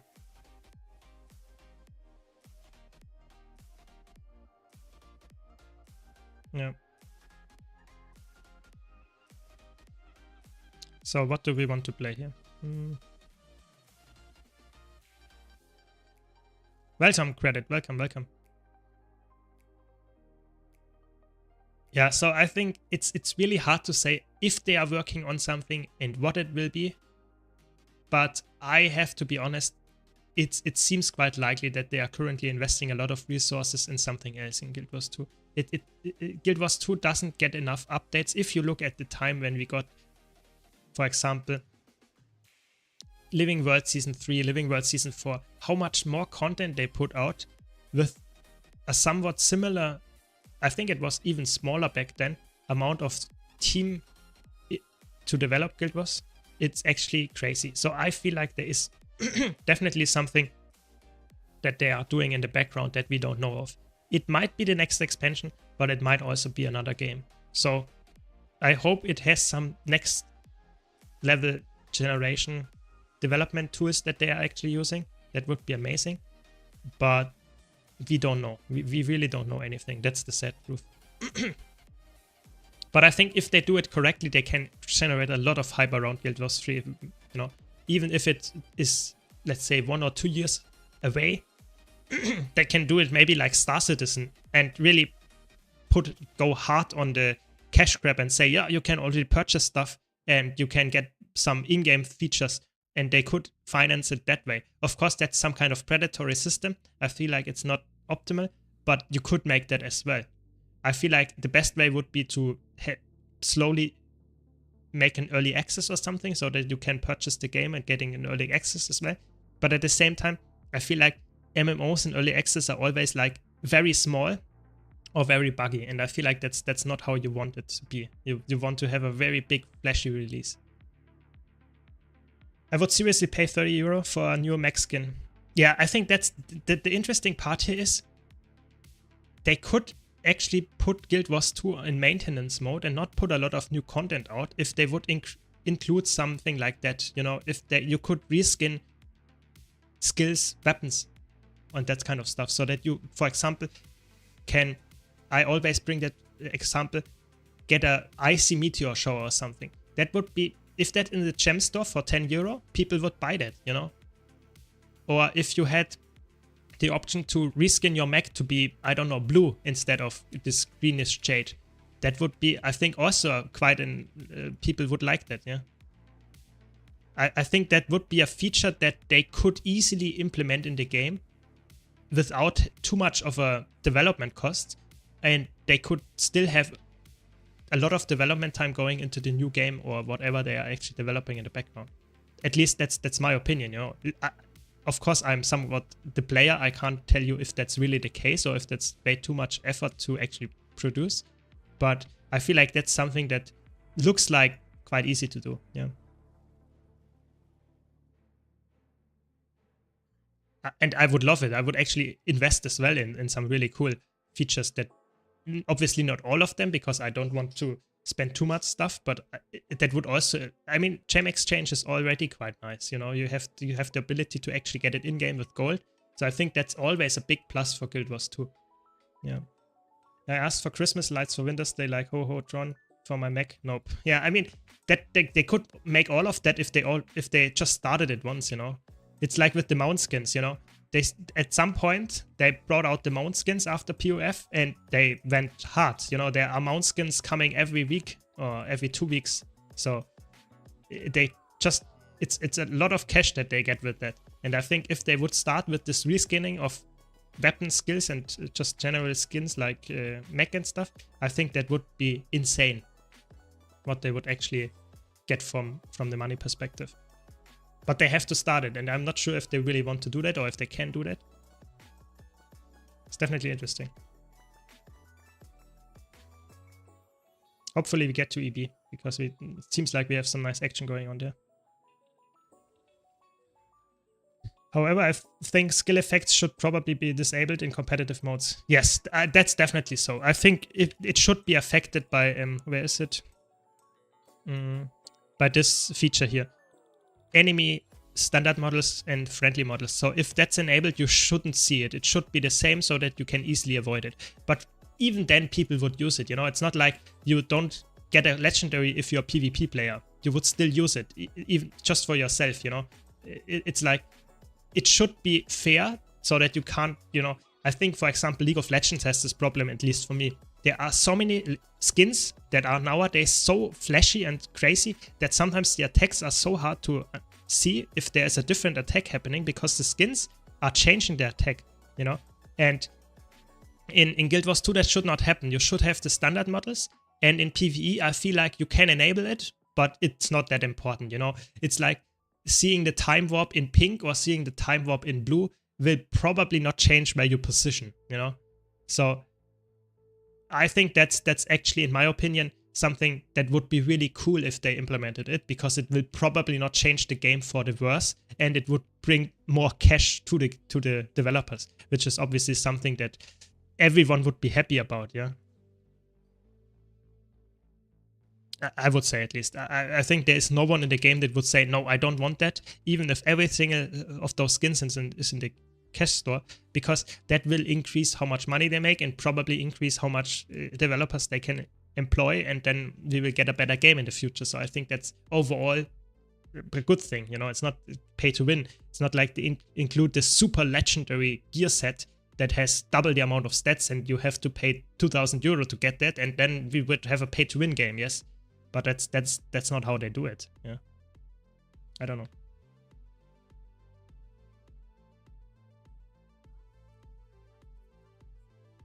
Okay, we get some weekly stuff done. Very good.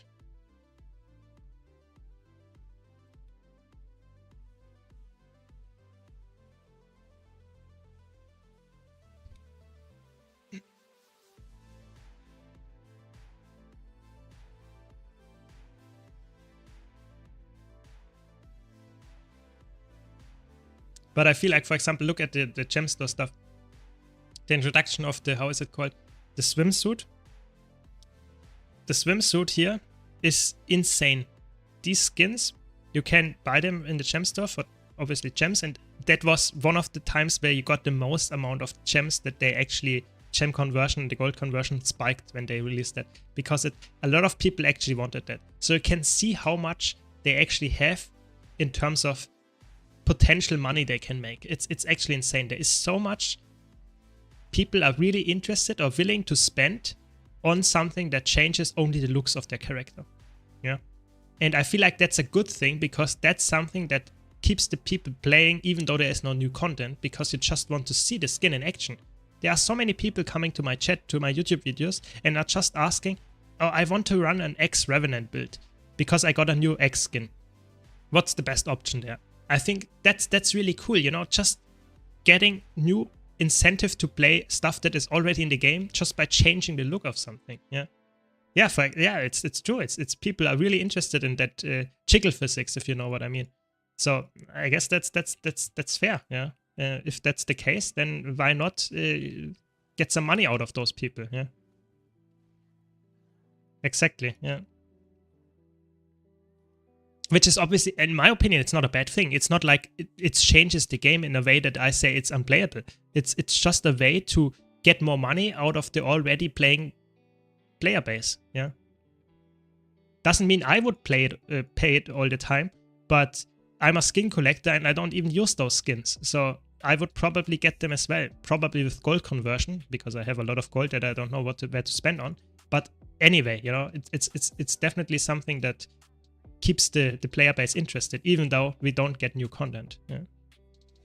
Yeah, it's either that or getting a subscription fee. But to be honest, the subscription fee for Guild Wars 2 is just not, it's not coming. It will never come. Guild Wars 2 was always marketed as a game that is one time, so buy to play, so to say.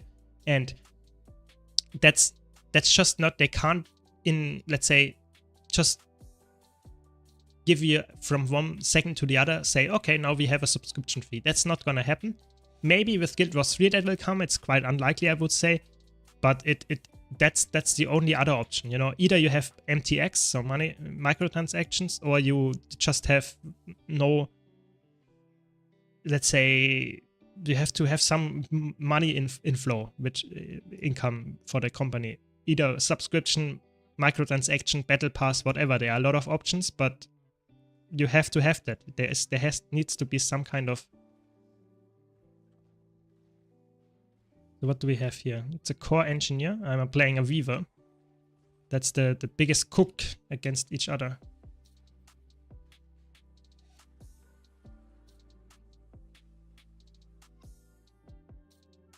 Okay. I don't get any damage.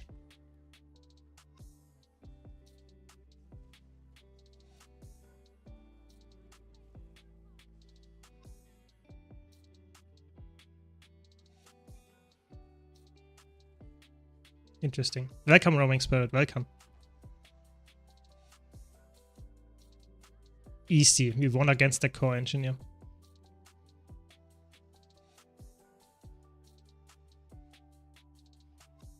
I can target this worm. There we go.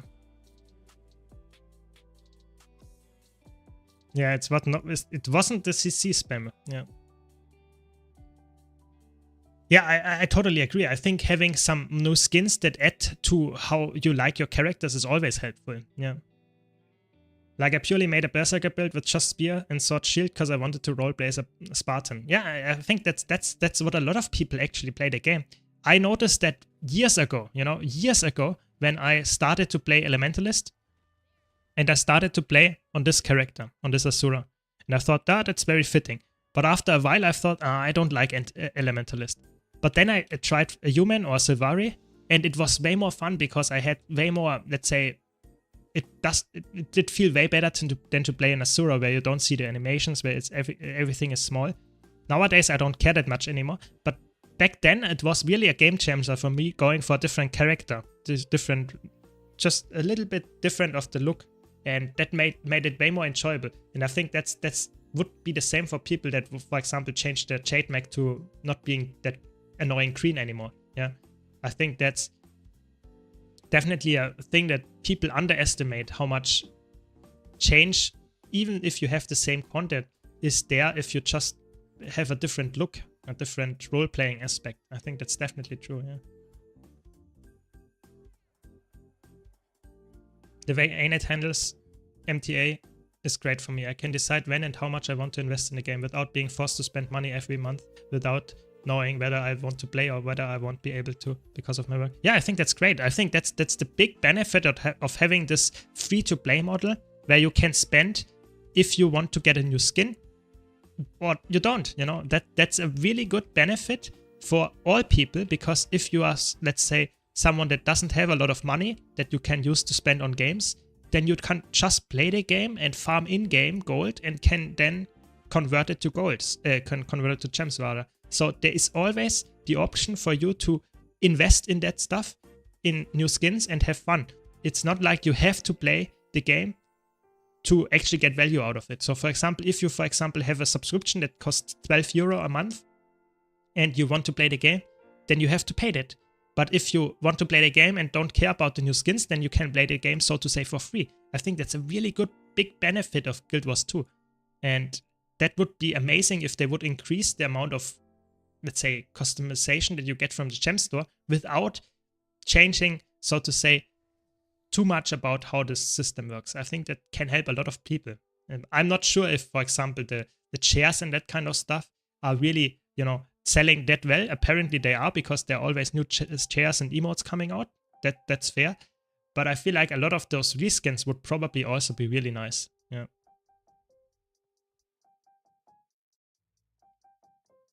Yeah, I would actually agree with you that ArenaNet is probably being on low quantity content output and general output in general since EOD. Maybe that's what they're actually going for. Maybe that's actually really going for Guild Wars 3 at this point. Oh, we have a Are these the same people?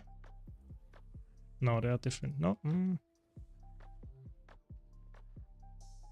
There are so many people here.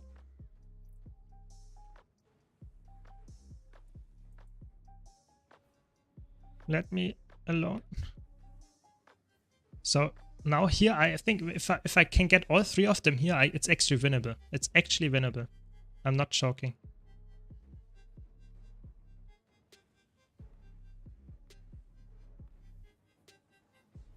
Because I can kite them here so well. It's actually insane. Let's try. They are scared. They are scared. They don't want to be there. I guess that's fair.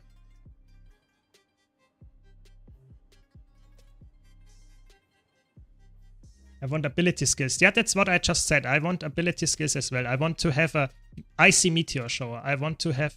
Come on. They're just standing there and... there are 3 people and they are scared to chase me. That's good. Yeah. Well, I don't know. Ride the lightning should be... I don't know. Maybe make it a red lightning, some kind of blood lightning. I don't know. There could be some really cool skins that... And you could just disable them in PvP for other people to see, and you would have been still a big player base that actually wants that. No, I mean it should be you can decide, in my opinion. You should just this feature here, the standard animal and friendly models, they should just be, if you enable those, you just see the normal thing. But if you want to see it and want to see different stuff on your own character, maybe in PvE, maybe in all game modes, then you can just enable it or disable it. I think that would be amazing, because people, you don't have to buy it, you don't have to see it. Yeah, exactly. The Dreamer-like kills effects. Yeah, that's what we want. The really nice sound effects of Dreamer as well. Yeah. No, it's always affecting how much stuff you look on. So can we kill 3 people here? Probably not, but we can try.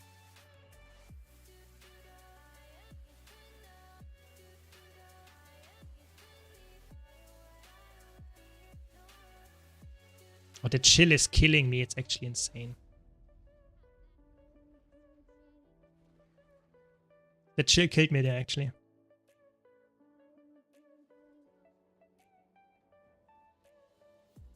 I've seen myself trying to fight in a convergence and can't see what I'm hitting. Having to toggle button would be awesome. Yeah, I think that they should include that you can just say, okay, you can disable all the skill effects. I think you can do that. There is this, where is this, this slider? There is it somewhere.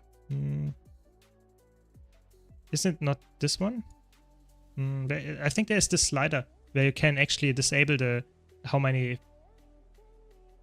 skins and stuff you see from your allies. Hide ally visual effects. So if you would change that to hide all, and then you wouldn't see that. So that stuff should be something that should be there. So if you use that, for example, you don't see infusions anymore and that kind of stuff, and that should be the case for the skin effects as well. So that if you have an icy meteor shower equipped and your party member doesn't want to see it, you can just hide them, and then they would see the normal effect or wouldn't see the effect at all. I think that's how it should be then. Yeah. And then you can run your spear, you can see the crazy animations of your spear if you wanted to. And that's all that you have. I don't know. Yeah, I mean, in my opinion, it should reduce it quite a lot, because if you really want to reduce it, you probably want to reduce it by a lot and not just a few particle effects. Yeah.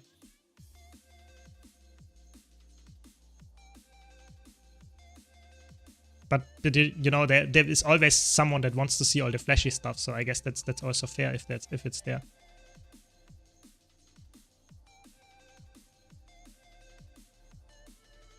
Yeah, I agree. I think it's a really cool feature and cool idea. I really hope they would introduce something like that. I mean, Path of Exile 1 has it as well.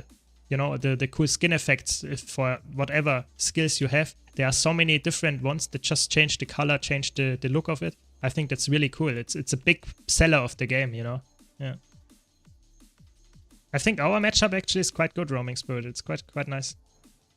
Apparently we had yesterday spawn camping the enemies. So sounds like we are dominating.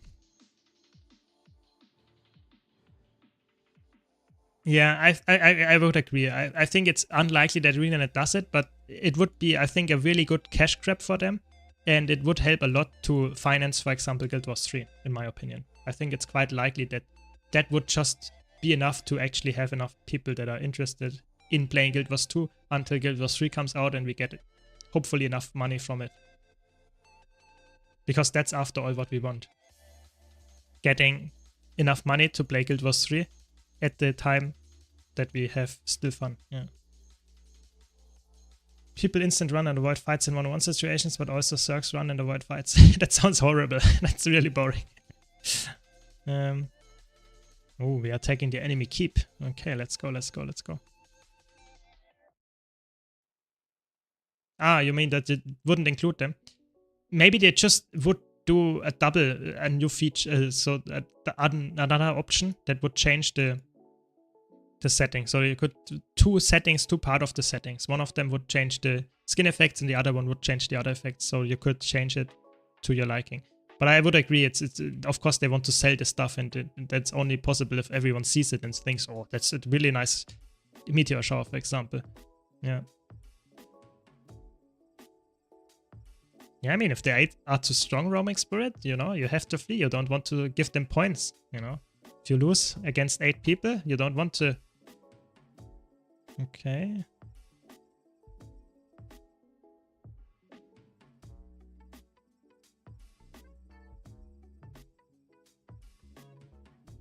Going purely of other games with skins that are PvP focused that you can't turn off. Yeah, maybe.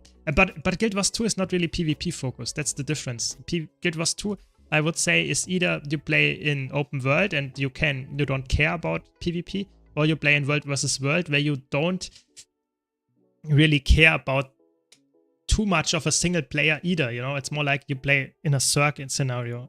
I think Guild Wars 2 is a little bit special there. It's not like a MOBA where you always want to see the other skins and stuff. The amount of people that actually play PvP regularly is very small. It's very, very small. Yeah. That's the thing, isn't it? If PvP-focused games don't have options to turn off visual clutter, I would have a P-focused one. Yeah, that's true. That's actually a good point. I have to agree. Sorry, I think you made me reconsider. I think that's correct. Probably. What?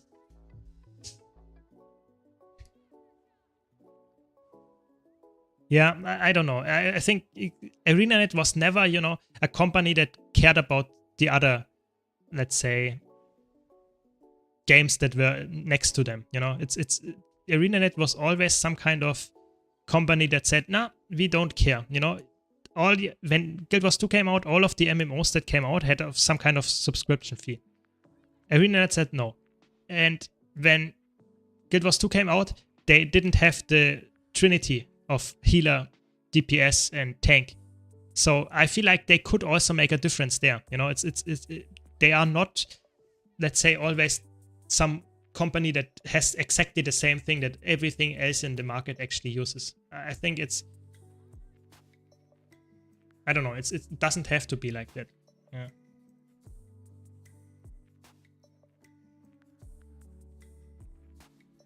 What are we doing here actually?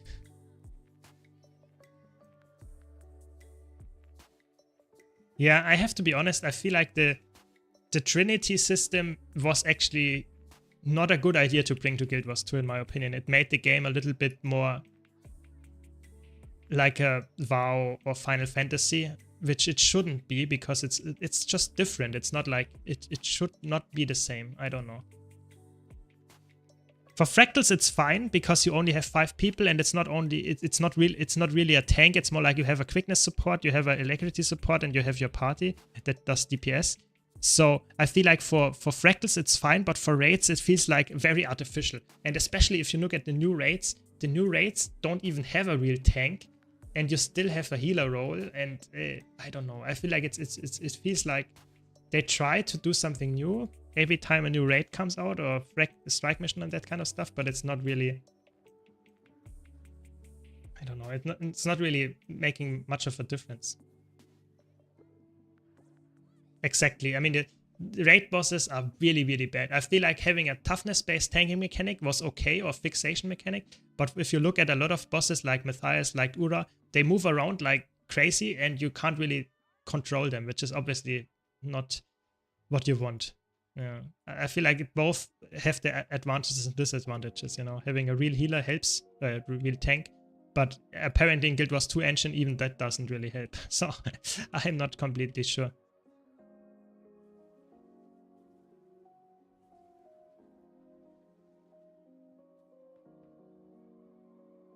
I don't know. I mean, how would you actually do a real tank or a real healer in Guild Wars 2? You know? Because Guild Wars 2 has the quickness and alacrity thing already, and having a real healer or a real tank, you would just always assign the tank role to be the one that gives you quickness or alacrity, and the healer would do the other boon. I think it just feels very artificial how it would play out in the end. I think Guild Wars 2 is just not like the usual MMO where you have to have a tank role or something like that. I don't know.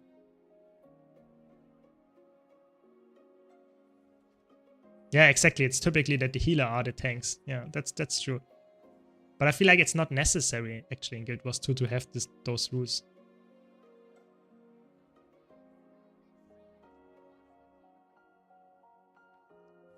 But in the base game, we didn't have that at all. You know, the base game was really weird. The base game had no rules in that sense. We probably didn't even have a healer. Everyone was DPS. We had some kind of support. We had Mesmer that had Reflect and Pulse. That was the support. And you played 4 warriors with 100 blades or something. That was the back in the old days. Yeah, stealth blasting. Yeah, true. With Thief running through the dungeons. CUF farming with 4 warriors. Yeah, that was the old days. Yeah, I remember that.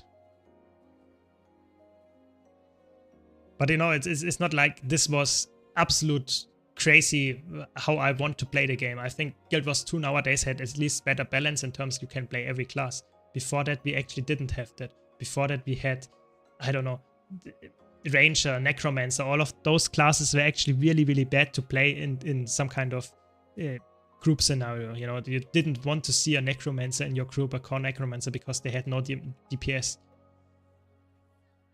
At least if you didn't refer to Nemesis. I don't know.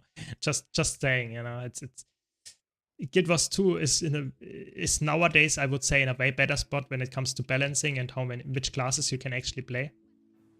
But I don't know.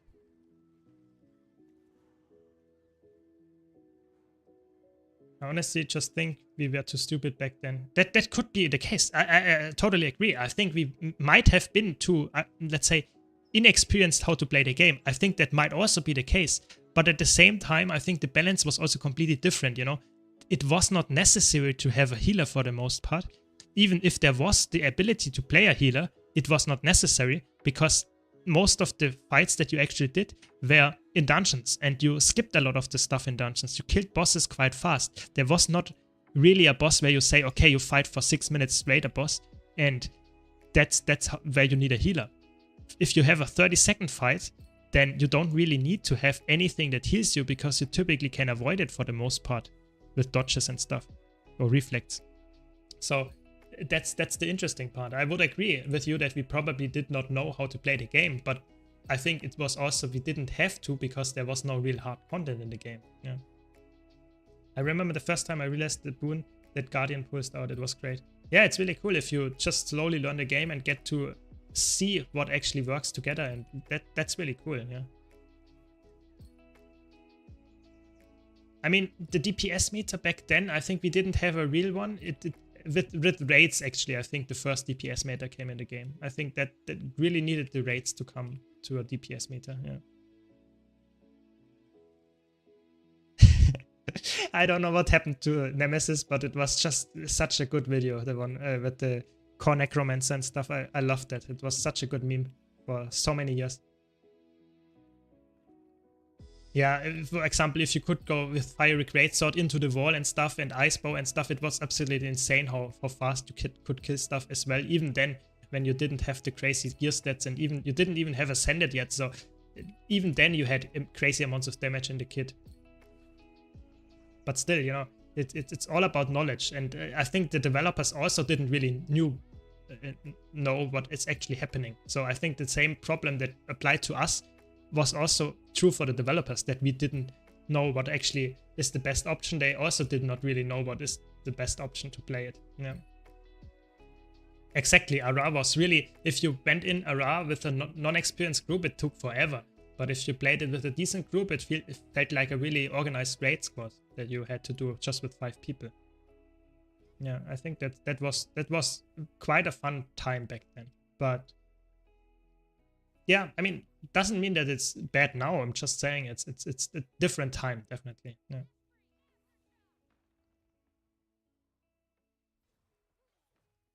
I really remember the times when really the skilled people that played Guild Wars 2 were either playing PvP for some really ESL stuff, or you played solo ARA and did dungeon like loopy solos and that kind of stuff all the time. That's what I remember, yeah, back in the old days.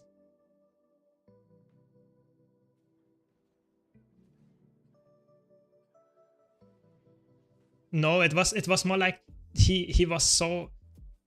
I think that the problem, or not the problem, the meme that was created is that Nemesis was so valiantly defending Necromancer, and everyone else was just saying, rather play something else, you know. And it was not that Necromancer was that bad. It was just like everyone else was playing the more optimized stuff, and it felt like such a meme at the time, and it just developed over time that it was just a community figure in that sense.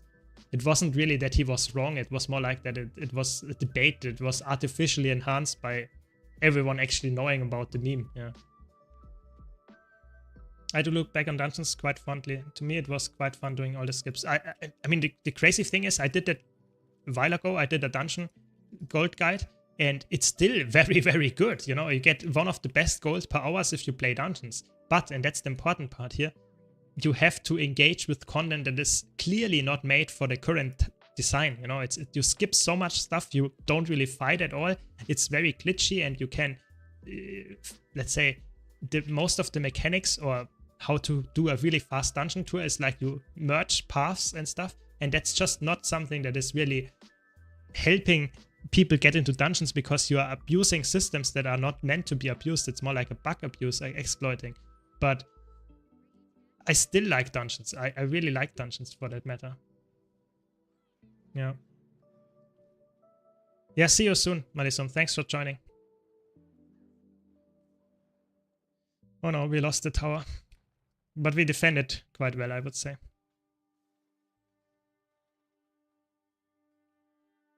Thanks for the follow, Ayla. Really appreciate it. And also Seagull. Really appreciate it. Hope you enjoy the stream. So what are we actually doing here? And thanks for the follow, Kuchik. Did our com leave, or did we die, or what is happening here? I think we built 7 arrow cards and all of them are dead now. I think the reds are too strong.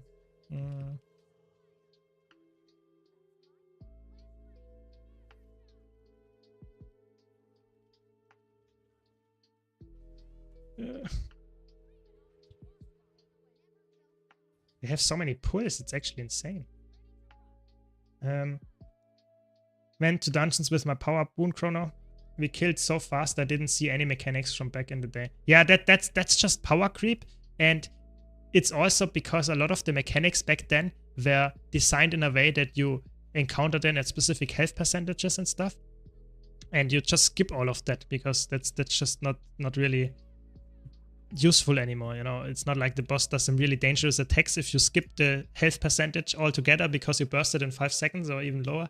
Then you don't see any mechanic. That's why, like I said, dungeons have 10% one-shotting bosses and 90% of movement on skipping skipping trash mobs and stuff. So I feel dungeons are just like something very specific, and not a lot of people actually do them because it's not fighting. You know, it's optimizing game mechanics of moving really fast, stealthing, using super speed, using the Executioner's X toy and that kind of stuff to move fast around. That's how you do dungeons really fast. And even if you're inexperienced, you just one-shot the bosses and move through the trash mobs. It's not like you have to be a really speedrunner to actually do that. It's just what you notice is the most optimal way to do it. Yeah.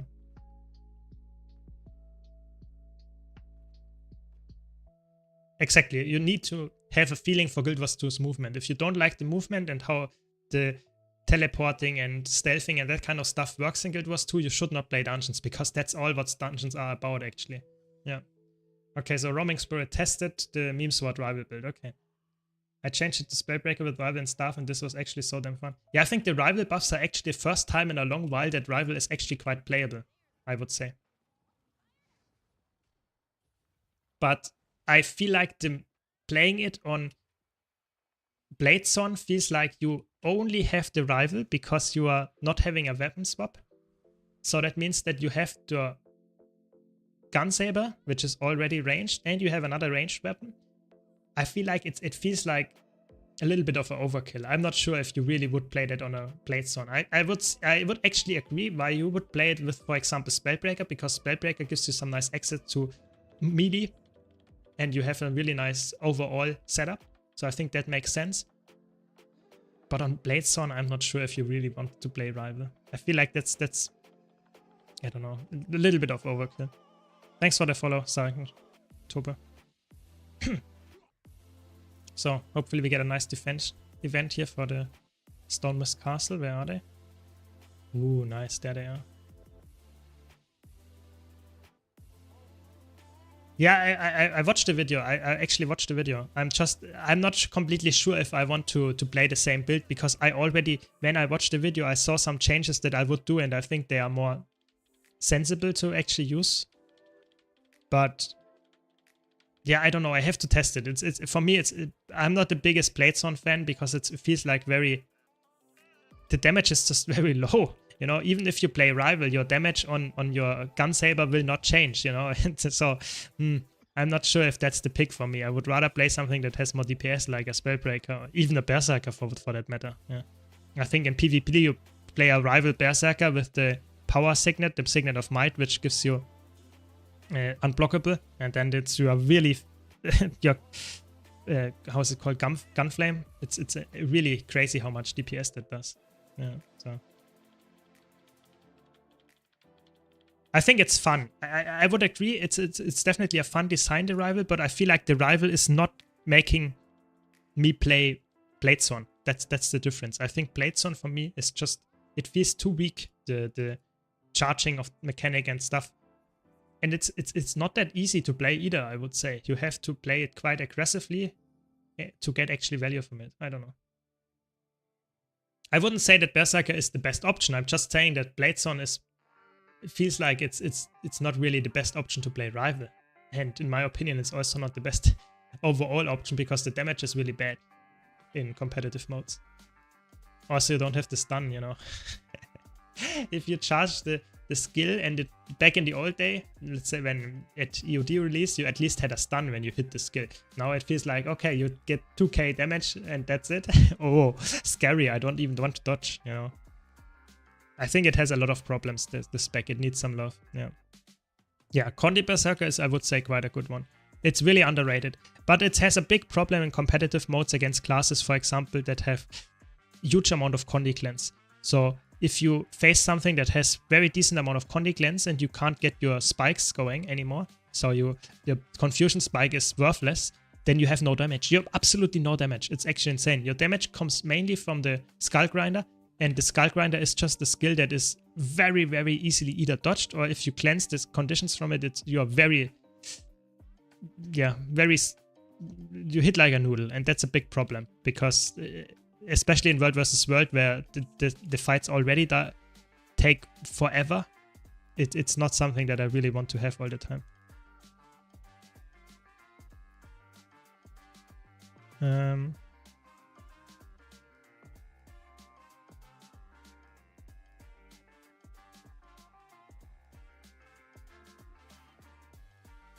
Yeah, I think Bladezone always had to be some kind of, you had to hit the skill and it had to be punishing. When they nerfed the damage and even removed the stun, I think that was the kill to Bladezone. Even, it doesn't matter what else the spec has to deliver or has to offer. It doesn't matter if the damage, or if you don't have to force a dodge because of your long charging skill, it just feels not great, and it's also very useless. So yeah, it's definitely, they have to go back on that.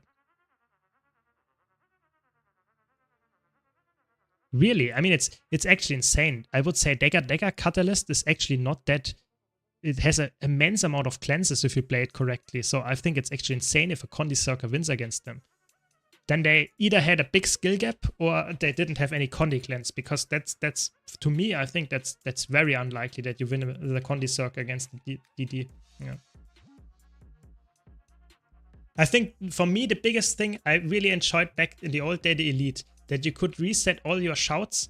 That was amazing with the ammunition, but now it's only resetting Bladezone skills and it's really boring. It was really cool before. It made a really cool playstyle, and that would also be the heal Bladezone. You know, that's why you could play heal Bladezone, but now it's just nah, it's not good.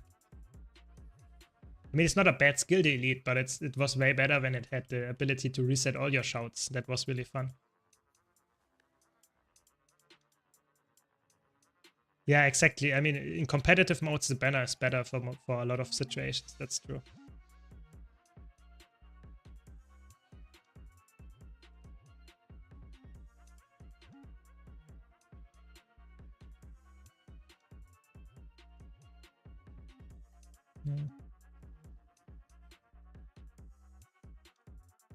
Yeah, I think Bladezone has a lot of problems when it comes to just overall design. I think they have to heavily rework that spec in all game modes to make it more interesting.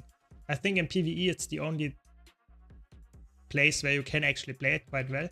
But in the competitive modes, it's just a meme. It's either very tanky or completely useless. And both of that is not really necessary to play in any situation, I would say. It's a little bit the same with Weaver. I think Weaver has the same problem in competitive modes. It's either really tanky and doesn't do anything, or it doesn't do anything without being tanky. So they're both not something that you really want. It's also okay in PvE, but it's definitely... Yeah.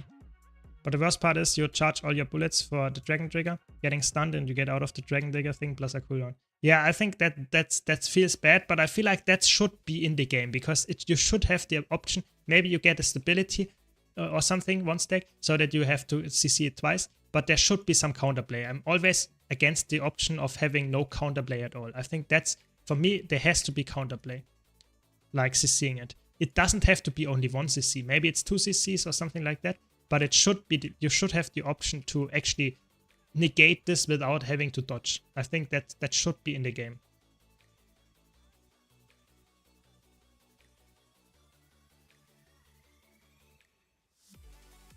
I think there's someone power blocking me, and it's actually insane. Who plays with power block?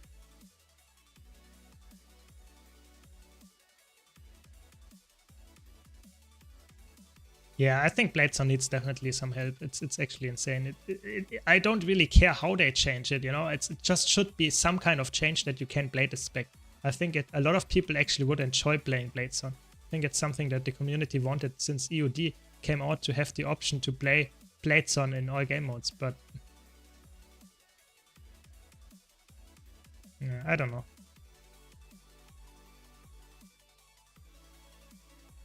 I think it was really nice if you had with the bug that you could charge around really fast, you know, that you only had a 3-second cooldown if you do it really fast. I think that was one of the best exploits or bugs that the Bladezone ever had. But of course they don't want to have that in the game. I guess that's fair. Yeah, we have some nice fights going on here. Okay, this guy is so dead. I played Bladezone in World vs. World. Standard there, charging the gunblade until I was finished. I was the only one standing there. Sounds like a classical Bladezone problem. Yeah, I see. Yeah, it's too slow for a lot of situations. You can just move away, and teleporting doesn't really help for the most part. But yeah, I guess it's definitely an interesting design. I mean, that's how it's designed, you know. That problem should always be the case, I would say. But that you don't have any damage for standing around there for 10 seconds, I think that's the bigger problem. Somehow the enemies don't want to get dragon slashed. Yeah, it's really weird. I don't understand that either. Yeah. I mean, the really funny thing is, even if they would get dragon slashed for the most part, it wouldn't even get a scratch on them because the damage is so low and it doesn't CC, and it feels too bad to actually, even if you hit it, you know, in the very surprising circumstance that you actually hit your dragon trigger. It's still not very feeling crazy. Yeah, they could actually, that's a good point. They could actually make it like the rival on Deadeye, where you are in the kneeling thing, that you actually get the possibility to move really, really slowly. I think that could actually make it somewhat more interesting. Yeah. No, I think you can, if you trade it, you do have it, it's unblockable. I think you have to have the trade that it's unblockable. Yeah. And then it's also unblockable, of course, by ages. Yeah.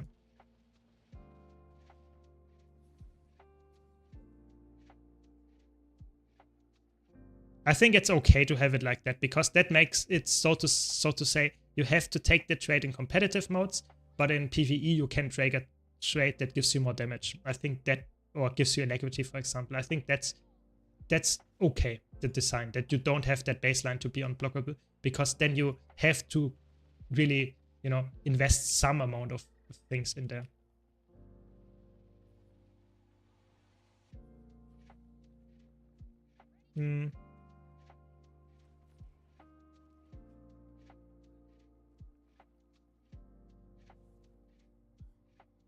Yeah, I feel like it, to be honest, I think it should be like that. I think you should have to make a very big commitment if you want to have it unblockable, because I think unblockable is something, especially back in the old day when it had a stun, it was really, really strong. That you could interrupt stuns, blocks with your Dragon Trigger. I think it's something really strong, because don't forget, the stun or the unblockable effect is also true for the lowest charge. So you can use that very fast and you will still get the unblockable effect, even if it doesn't do any damage. You can, for example, if you had some kind of possibility to CC with your next attack, this would be annoying people that have a block, even if it didn't do any damage. So I feel like I get why you would want to have a really heavy investment to make the skill unblockable, but it feels like nowadays that it doesn't have a stun, it's not really worth it to make it unblockable.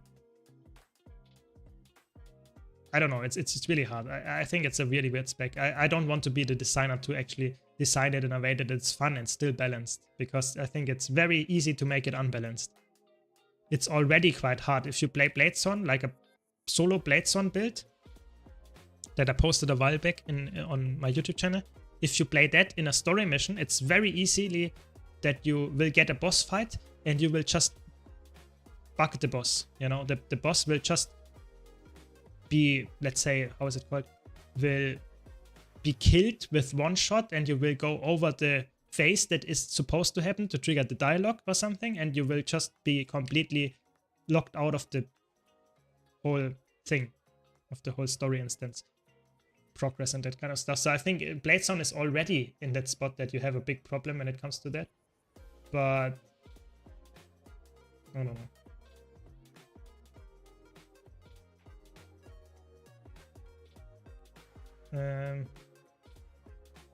Can we defend that? They seem like quite a lot, actually. I mean, we get some kills, it's quite nice.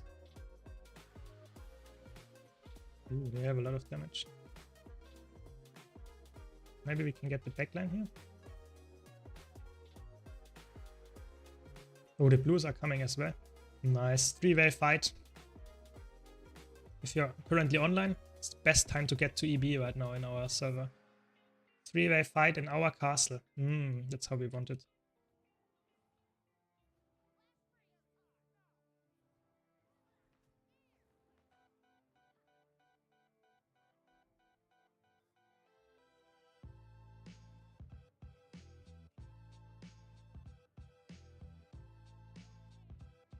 Okay, we got some kills. I think they are leaving. That's very good. We won the fight, apparently. Or maybe they come back and to get some reinforcements. Nice.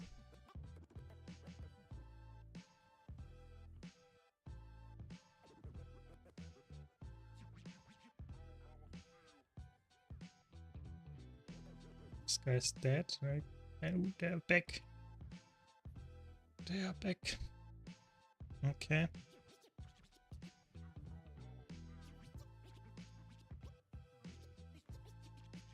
Yeah, the blues. You have to be careful not to open. There. Yeah. Last few days with the 1200 range Spectral Grasp pull from Necromancer. will not be there for much longer. On Tuesday we got the big nerf, 600 range nerf incoming. It's so crazy. Such a big nerf. Okay, was greedy.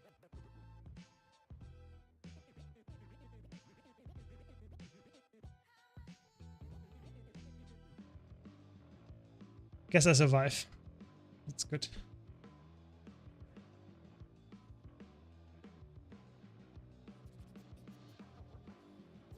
Okay.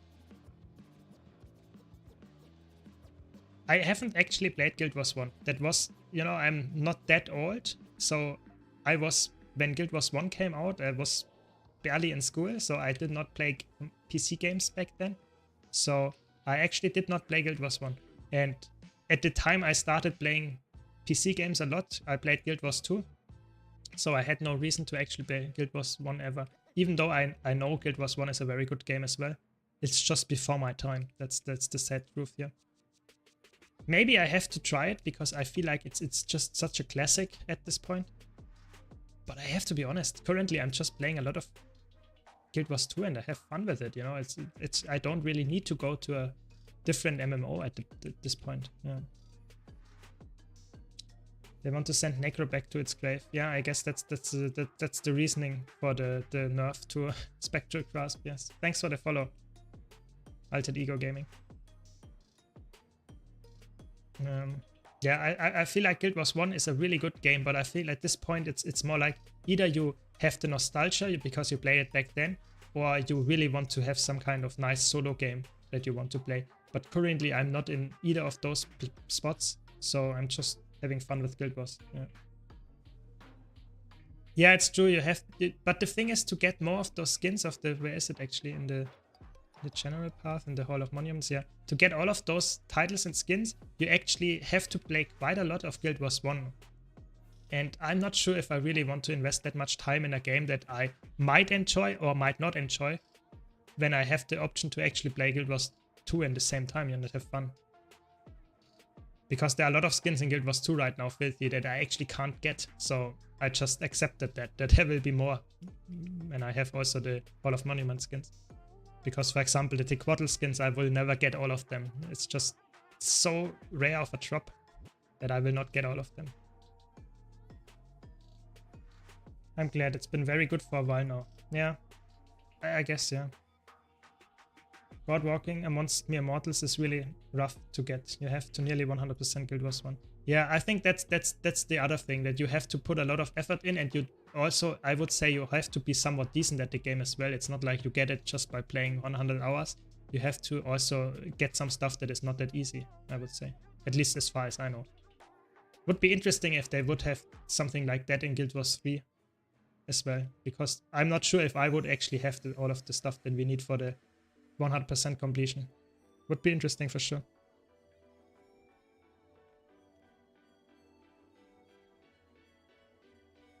Yeah, maybe I should play it. Yeah, it's interesting. But for me, I think the biggest difference between Guild Wars 1 and Guild Wars 2 is the dynamic. You know, I think Guild Wars 2's combat is just way more dynamic. Guild Wars 1 feels like a classical MMO because you're moving a lot less. You know, I think you can't jump. You are very locked. You have a lot of casting stuff. It's a little bit more slow. And I feel like why I play Guild Wars 2 so much, so you know, why I like it so much, it's because of the fast-paced combat. You know, it doesn't matter which kind of game mode you play. It will always be some kind of very, very fast-paced style. Even if I'm playing a caster like on Elementalist here, it feels like my combat is very mattering a lot.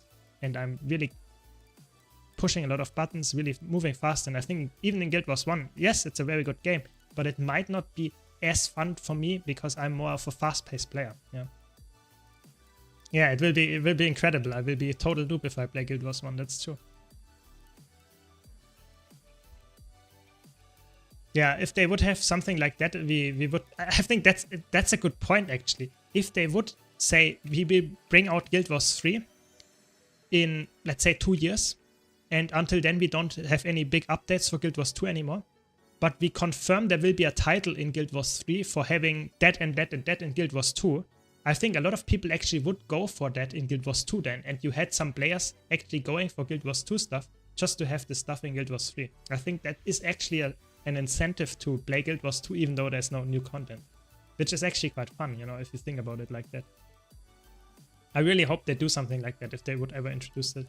Of course, that's only under the premise that Guild Wars 3 will also be some kind of MMO. Because if it's a single player game, who cares about titles or stuff from a previous game? I think that's just not.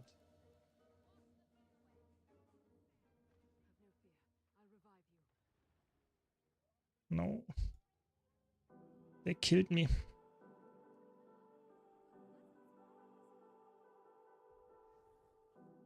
Yeah, I think that's my take on the matter. But I think Guild Wars 2 will have new content even if Guild Wars 3 will launch, since they said that they regret stopping working on Guild Wars 1. I think that will be true, but it will be way less, you know, it's not like you will get content every 3 months. It's not gonna happen, yeah. I think they will have, hopefully, big differences between Guild Wars 2 and Guild Wars 3, so that it's not the same game. I think that should not be the case. It should be a new game that has some kind of new player base. It should not always completely overlap, in my opinion. Yeah, bonk bonk. Yeah, that's true. I got bonked.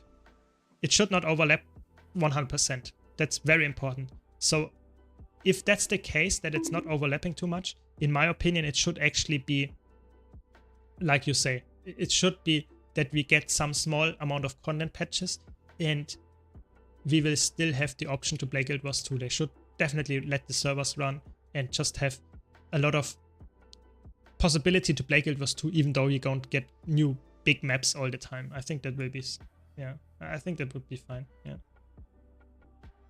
And I think, to be honest, for me, if they would announce, no, Guild Wars 3 will come in 2 years, in 3 years, and until then we only get very small patches half a year in Guild Wars 2, I would be fine with that, to be honest. I would be fine. Not everyone would be, I know, but still, I would be fine if they would keep us updated on the development of Guild Wars 3, and we would actually get some kind of small maintenance patches in Guild Wars 2 as well. I don't know, I would be fine with that.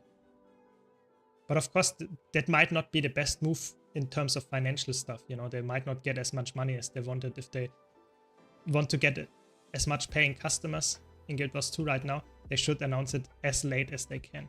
Yes, that makes sense. But, okay, but for real, if they do make Guild Wars 3, would we have the same races? I think they would probably cut out on some races. I think they would probably not put out... I'm not sure. I'm not sure, actually. I think maybe we would have more races if it's really easy for them to put them in. But to be honest, I think they would do humans, they would do Char, and they would probably do Asura. I'm not sure if they would do Norn, to be honest. I think if they would cut out stuff, I think they would do those 3. Yeah. But I think it's very unlikely that they will, if they have the capability of doing races really fast, I think they would do a lot of them. Like Lagos, like Kodan, like Tengu, yeah. But if they have a tough time to actually develop them, I think they would rather cut out on them and just say, just have more development going in the game and not into some fashion. I don't know.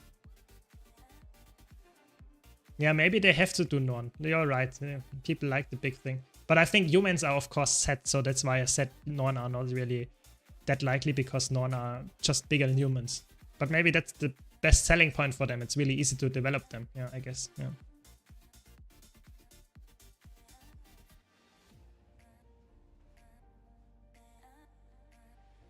Yeah, maybe if the new engine really helps to develop new races or make them really fast to get into the game, then I think they should just add a lot of races. You know, like Final Fantasy and World of Warcraft have so many races in comparison to Guild Wars 2.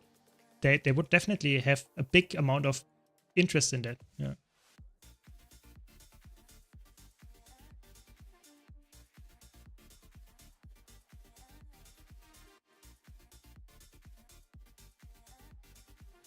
Oh, be careful, they will pull me again.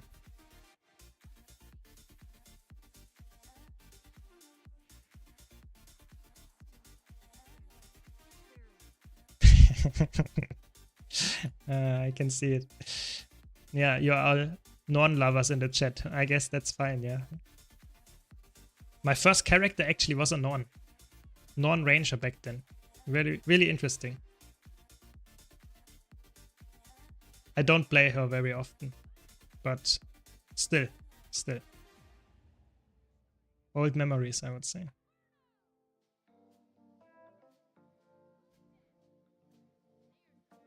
Yeah, I think Asuras are either you hate them or you love them. I think there is no middle ground for the most part. Which is actually crazy because I play a lot of Asura on stream, even though I don't really like Asura that much. Just because I play a lot of World vs. World, and that's my World vs. World characters. It's quite fun.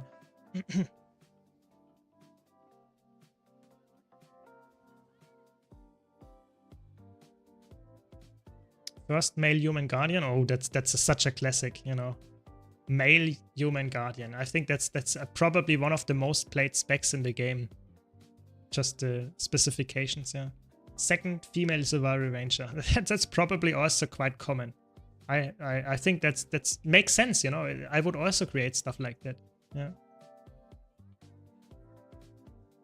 I think Sylvari are quite unique. I think Sylvari is probably one of the races a lot of people actually would say is one of the more unique races that are in PC games. Because it's not too far away from a human to be really annoying to play. But at the same time, it's also a little bit more unique, you know. It feels like a plant, elfish character. I think that's something a little bit more unique than just being a big human like a Norn. I think that's not very unique. Doesn't mean it's bad. It's just not very unique. Yeah. Yeah, I think plants are quite interesting. It's not like I would play Sylvari all the time, but I feel like it's a very interesting. Yeah. Yeah, I really like the voice actor as well. It's really good. Yeah.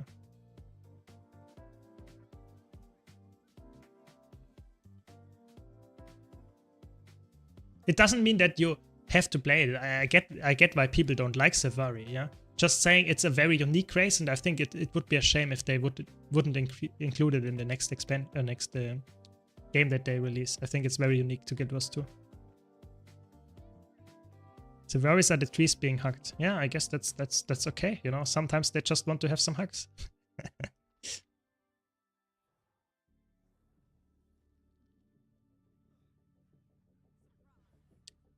Okay. I think that's a never-ending fight. I'm not sure how long we fight here for this castle, but it feels like it's never ending.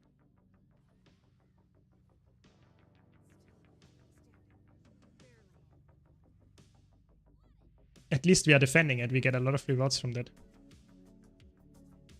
That's good.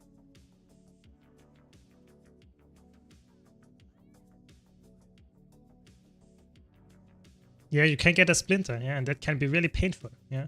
I see where we're going. So maybe not hugging trees. Maybe not hugging Sylvari. Yeah, I guess if you're a tree as well, then you have a tough bark. Yeah, that's true. Yeah, that's an interesting discussion. So maybe you play Sylvari as well. Only then you like them. I guess that makes sense.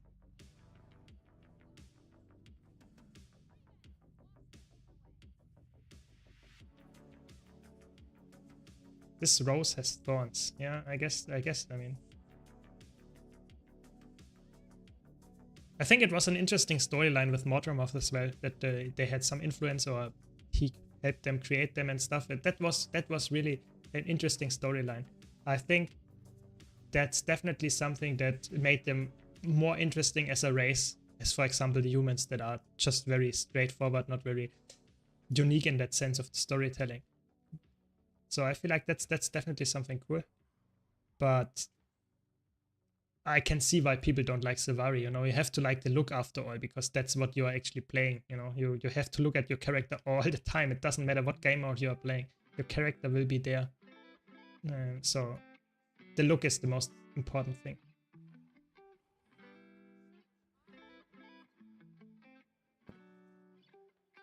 Yeah, I think maybe I'm just not as much of a lore enjoyer as you probably. So that's why I don't know about the humans. Maybe it's interesting as well. I'm just saying that for me, the Guild Wars 2 story that we had so far actually is actually quite interesting when it comes to human Sylvari. But yeah, maybe you're right there. Yeah.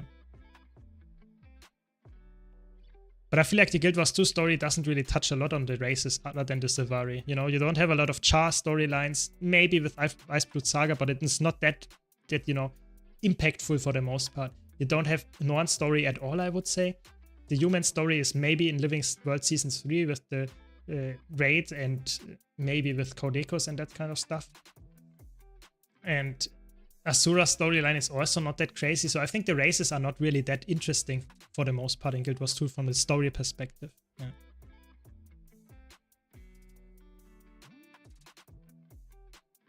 Yeah, I mean that's a really interesting concept, but it's not really important to Guild Wars 2 story at all, you know. So that's why I don't know about it, you know. I know that the human gods are really important to development of the humans, but I don't really see that impactful in the game, and it's not really, you know, I just played Guild Wars 2, so I don't know about this storyline. I think that's quite a Guild Wars 1 and some lore story that you find in some books in Guild Wars 1, Guild Wars 2, I would say.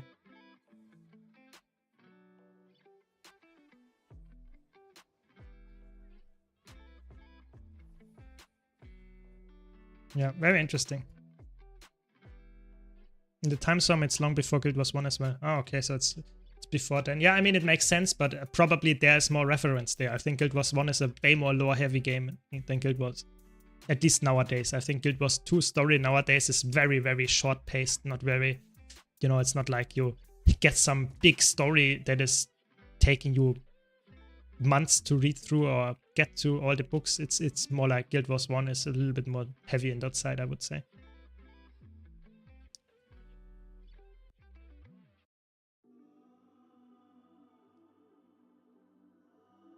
Yeah, I think that's a good thing that the lore is not really bound to the story itself, because then people like me that are not really interested in that story, or not really, you know, I don't want to listen to a bear talking for 20 minutes straight. I think that's a good thing that it's hidden in books, but it also leads to me not knowing what is actually happening, you know, in the story. I think that's has positives and negatives. That's just the case here.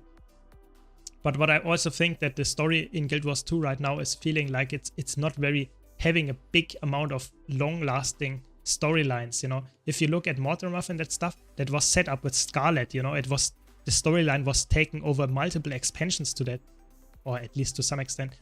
In nowadays you have the expansion covers, I don't know, the demons in Soto, and that's it. And it's not really, it's felt quite rushed there as well. So I feel like it's not perfect in that sense, yeah. But that's just my take, you know. Maybe someone else enjoys that, but that's for me, you know.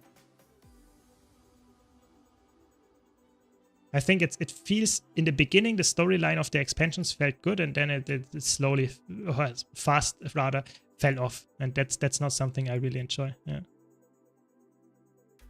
I also wish for story spanning expansions. Yeah, but it's of course really hard to put that in one single expansion to make it sellable to people that don't have the other expansions. I think that's really hard, actually. Dungeons are actually also with some nice lore, but it's not always the case, which is obviously a little bit, you know, hit and miss, I would say. Sometimes people don't know about that all the time. Yeah. Yeah, but I think that's my stream for today. I hope you enjoyed it. Thanks for watching. Be sure to check out my YouTube channel. I wish you a very nice weekend.